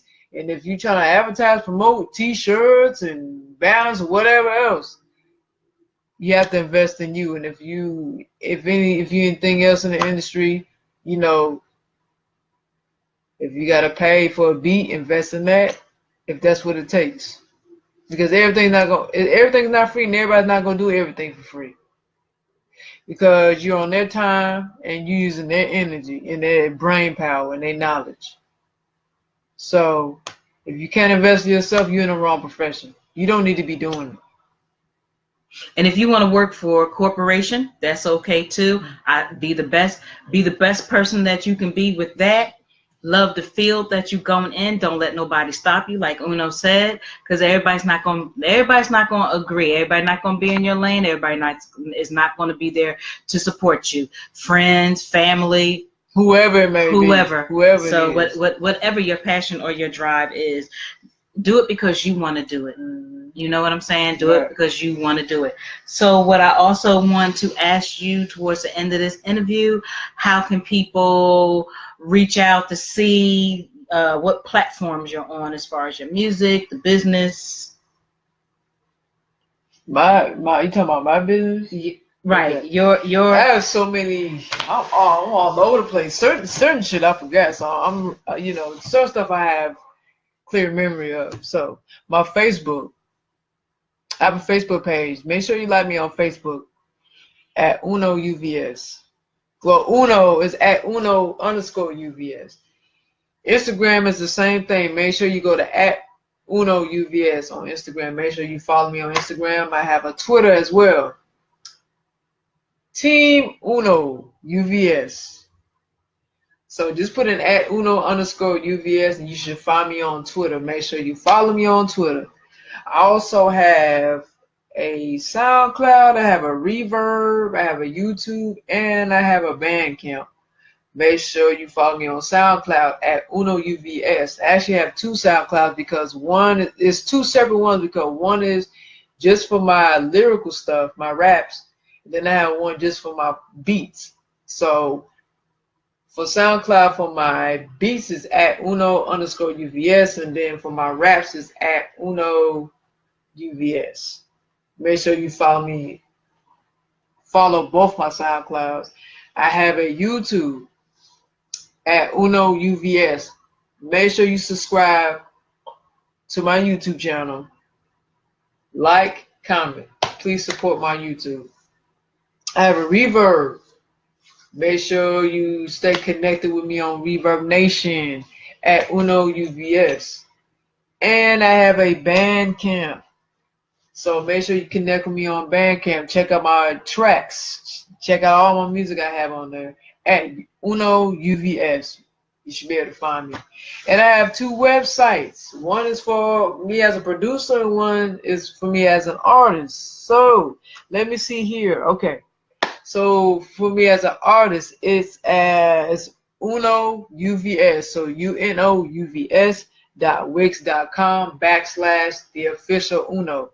UNOUVS.wix.com/the-official Uno. And I have one for my producing stuff. So UNOUVS.wix.com/universal. So UNO.wix.com/UNA-VER-SILE.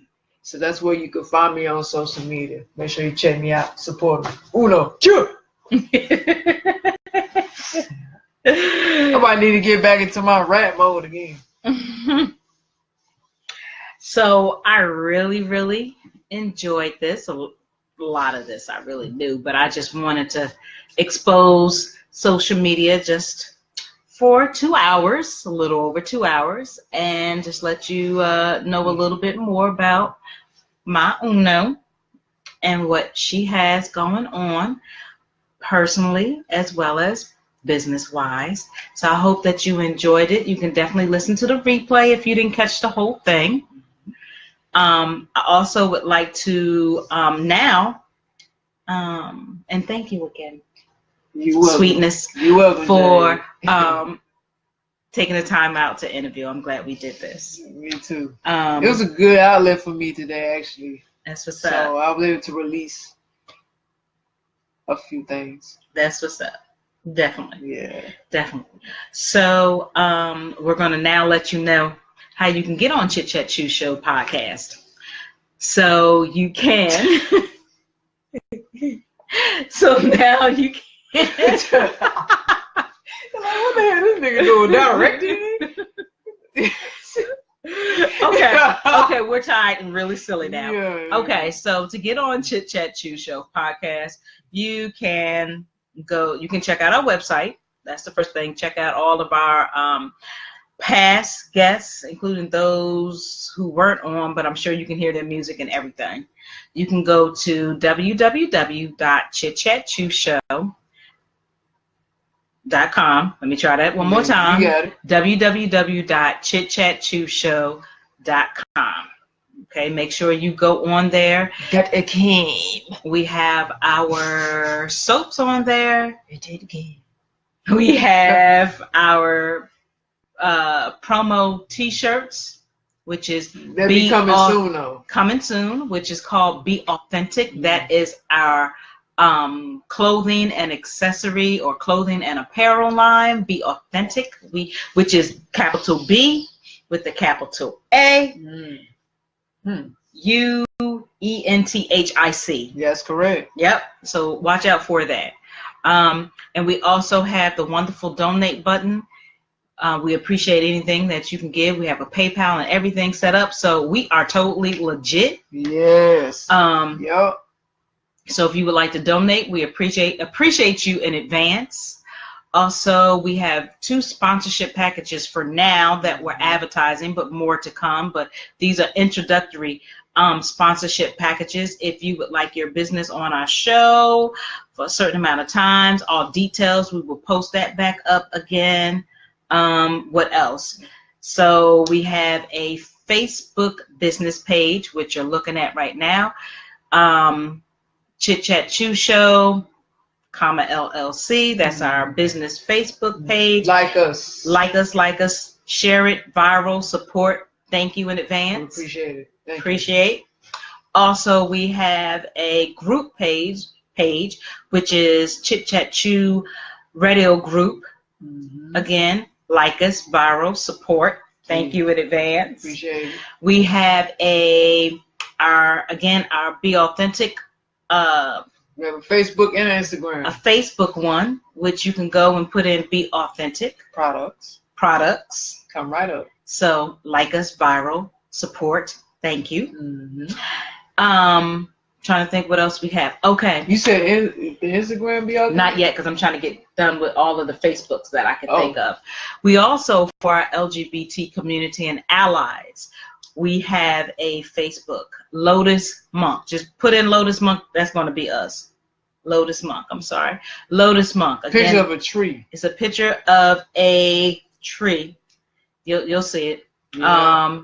Again, that's for our LGBT. A colorful tree. Yes. Rainbow. Exactly. So like us, viral. Like us, viral, support. Thank you. That is for our again, LGBT and allies, which hopefully by sometime, I'll say next year, we're working on that too. We're working on that too. I don't want to say just yet, but we're working on that too. So I've said that for all of Facebook. If you're interested in being a guest on our show, independent, advocate, activist, liaison, solopreneur, mommypreneur, community, like music, anything. If you're interested in being on our podcast, definitely email us at chitchatchew_show@yahoo.com. Again, that's chitchatchew_show@yahoo.com if you're interested. Absolutely. The music I'll leave over to Uno to tell you about for all artists. That includes open mic, spoken word, all artists. I want to get this out of the way first. Instagram for Be Authentic.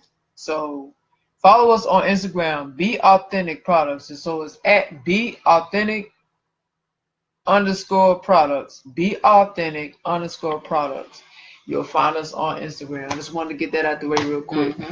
Now, for the artists, spoken word artists, if you're interested on sending some music, if you want to send music, please send it to chitchatchew_show@yahoo.com. we're looking for a particular kind of music. It has to be something that fits in our criteria. So it has to be good. It has to be lyrical. It has to say something. It could be conscious. It could be real. It could be creative. Any of those. It don't matter which one it is. So it has to be along those lines. That's what we're looking for in the music. We're not gonna just play anything. We can't stress that enough. Because we heard some good music, and then we heard some bad music. So please send us some quality music, whether it's content and sound wise. I look for sound too. Like how clean does it sound? You know what I'm saying? Does it sound good? Not just the content. So that to the artists. And how you can follow us on social media in general. So find us on Instagram at Chit Chat 2 Show. Make sure you follow us on Instagram. We have a YouTube at Chit Chat 2 Show. Make sure you subscribe to our channel. Hit the notification button on our channel to keep up with us. You can get updates every time we come on YouTube. Because we'll be actually transitioning to doing our live shows on YouTube real soon. It's probably going to be in November. Because we did start the show in November. I think that would be the best time to do it. Anniversary coming up. Right. So anniversary, we should be running on YouTube by then. So stay tuned. But make sure you subscribe. Hit that bell for notifications. Comment. Like us too. We appreciate it so much. We also have a SoundCloud. Everything's updated from the past sessions to the recent sessions at Chit Chat 2 Show. Follow us on SoundCloud. We also have a Vimeo. Make sure you follow us on Vimeo at Chit Chat 2 Show. I will say some of the sessions are uploaded, not everything, because I'm still uploading things on there. But for the most part, there's a lot of sessions on there. Make sure you check them out. And make sure you check them out on SoundCloud. We have, see what else am I missing? Twitter. Make sure you follow us on Twitter at chit_chat_chew. Again, at chit_chat_chew. I'm doing this like I'm rapping some shit. We have a Lotus Monk Twitter too. Oh, Lotus Monk Twitter. Lotus Monk Projects. Lotus Monk Projects. Excuse me. Lotus Monk Projects is on Twitter too. Yeah. Let me also say, I'm embracing wanting to do more speaking. I'm stepping out on my faith. Y'all need her to speak. So please reach out to her. It's my training comes from National Alliance on Mental Illness. It's called In Our Own Voice. I go out. I speak on mental illness. I speak on different traumas. So if you're interested, whether it's a church, a community center, a organization, and you're looking for someone to come out, because listen, violence, sexual assault, mental illness is not just 1 month. It's 365 days a year. I just want to, share about that from, dark days to current, and just be an inspiration. I'm stepping out again on faith. I want to do this. I enjoyed it from the past. It's something that I want to do more of in the present. So if you have an organization, again, a community center, senior center, a church, even if you're comfortable as far as a temple, a mosque, I'm going in there straight speaking from experience, nothing to do with my lifestyle. Okay, so I just want to put that out there. I'm comfortable. Hopefully, you'll be comfortable. So, please be honest about that, though.